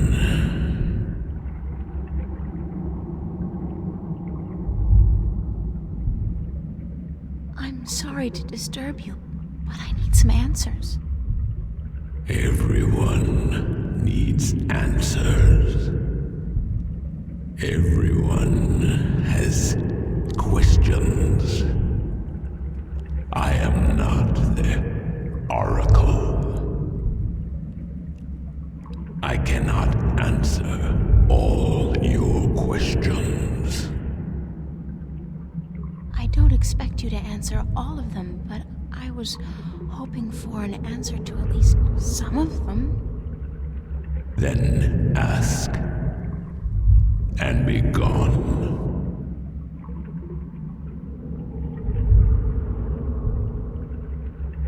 What am I? What do you mean? You said you know what I am. What am I? You do not know. Then it is not I who should teach you about your heritage. You must make this discovery on your own. Listen, I'm tired. I'm wet. I'm at the bottom of the sea, and I'm breathing with the help of a polyp stuck in my esophagus. So just cut the Buddhist bullshit about a journey of self-discovery and answer my question. Please? Your question has already been answered.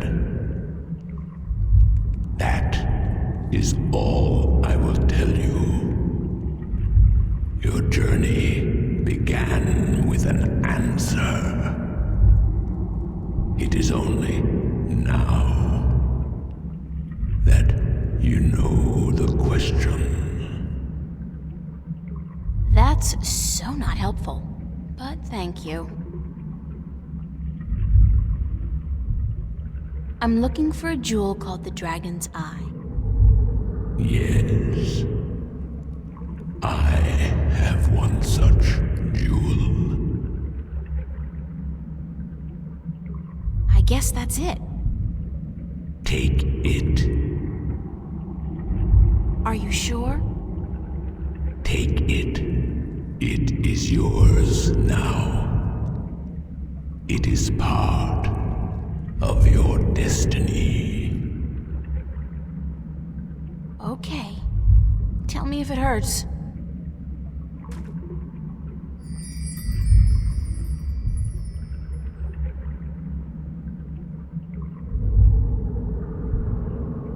What is the Day of Ascension? The day when the kin return home. When my siblings come to me, and we rise toward the stars for our journey back to our cradle. This is the Day of Ascension. So you're going back to wherever it is you came from?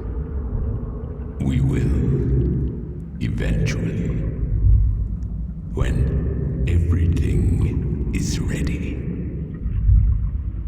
When what's ready? I will not answer that question. It is not necessary for you to know. I need to know where I can find the gateway to the Guardian's realm. So you come to me. They told me, well, they as in the few people who could tell me anything at all, they told me that if anyone would know, it'd be you. I know. When the earth was divided, there was a doorway left open where the tower was built. But it's moved, hasn't it? That spot. When Stark and Arcadia were created, that spot moved somewhere else. Into the sky. Amongst the stars. But where? I knew you were coming. Your journey has not been a quiet one. Even down here, I could hear you. I speak with the dark people. They are my messengers. They have prepared a map with the entrance you are looking for. You knew I was coming and why? Then, okay, I know this is probably a futile question, but why didn't you send the Dark People to me earlier? You could have saved me a lot of time and hard work. You are afraid of time and hard work. No, but it's the principle of it, isn't it? No, it is not. You had prophecies to fulfill. You had a purpose. Bringing my children together in preparation. This was important. And for that, I thank you. Now, I wish to sleep. You said something about a map? The Dark People have it. They will meet you. I will bring you to them. What, now? Yes. Hold on.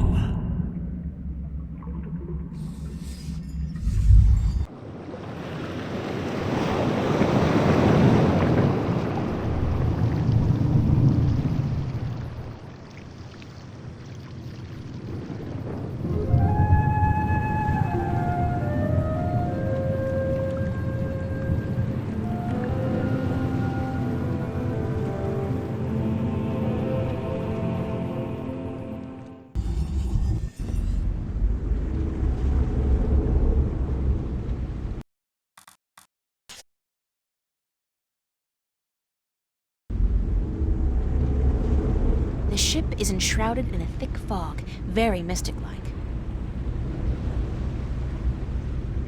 I can't see where we're going through that fog. I can't see where we're going through that fog. I can't see the face, but I think it's a man. A tall man wearing a dark cloak. He's one of the Dark People, whatever they are.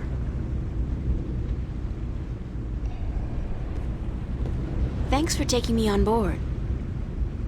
Who are you? Well, I thought you... I mean, didn't the old dragon... Well, I'm April Ryan, from Stark, and I guess you're a dark person. But who are you? I'm just a student. Not anybody special. You are special. Who are you? I'm not. I'm just... I'm the Windbringer. I'm the Water Stiller. I'm April Bondu Mbata of the Banda and the Venar Kangang La. I'm a shifter. I will someday become the 13th Guardian, the protector of the balance. And I'm April Ryan. This is who I am. Yes, that is who you are. And you are a wave.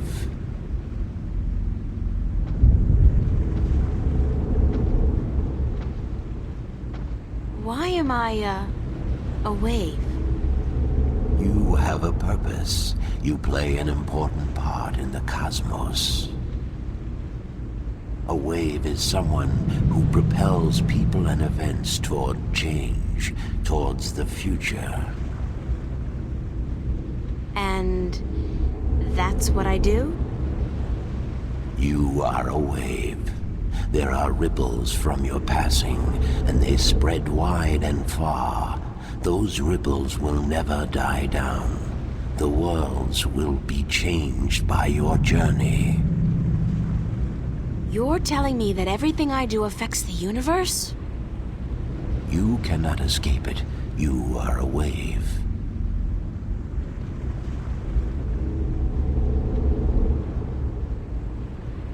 The ancient dragon, the blue of the Drake kin, told me you had a map for me. A map of stars, yes. It was made for you in our library, and given to me to hold. It is yours now. Keep it well. It is the only one.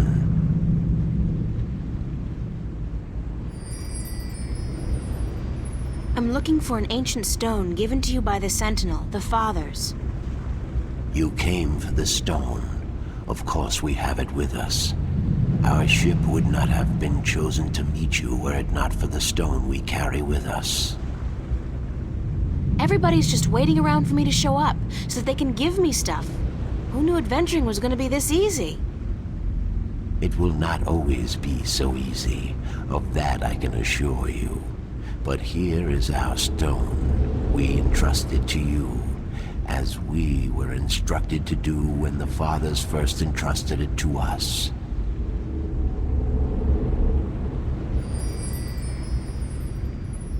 Can this ship take me back to Mercuria? I mean, would you mind? We will bring you to Mercuria henceforth. It will take the night, but we will be there at first light. That's fine. Thanks a lot. You are free to rest here, to sleep, while we travel. The flames will keep you warm, but do not move too far away. My brothers are not friendly with outsiders. They do not take kindly to intrusion. I'll keep that in mind. I'm staying right here. Good. Sleep.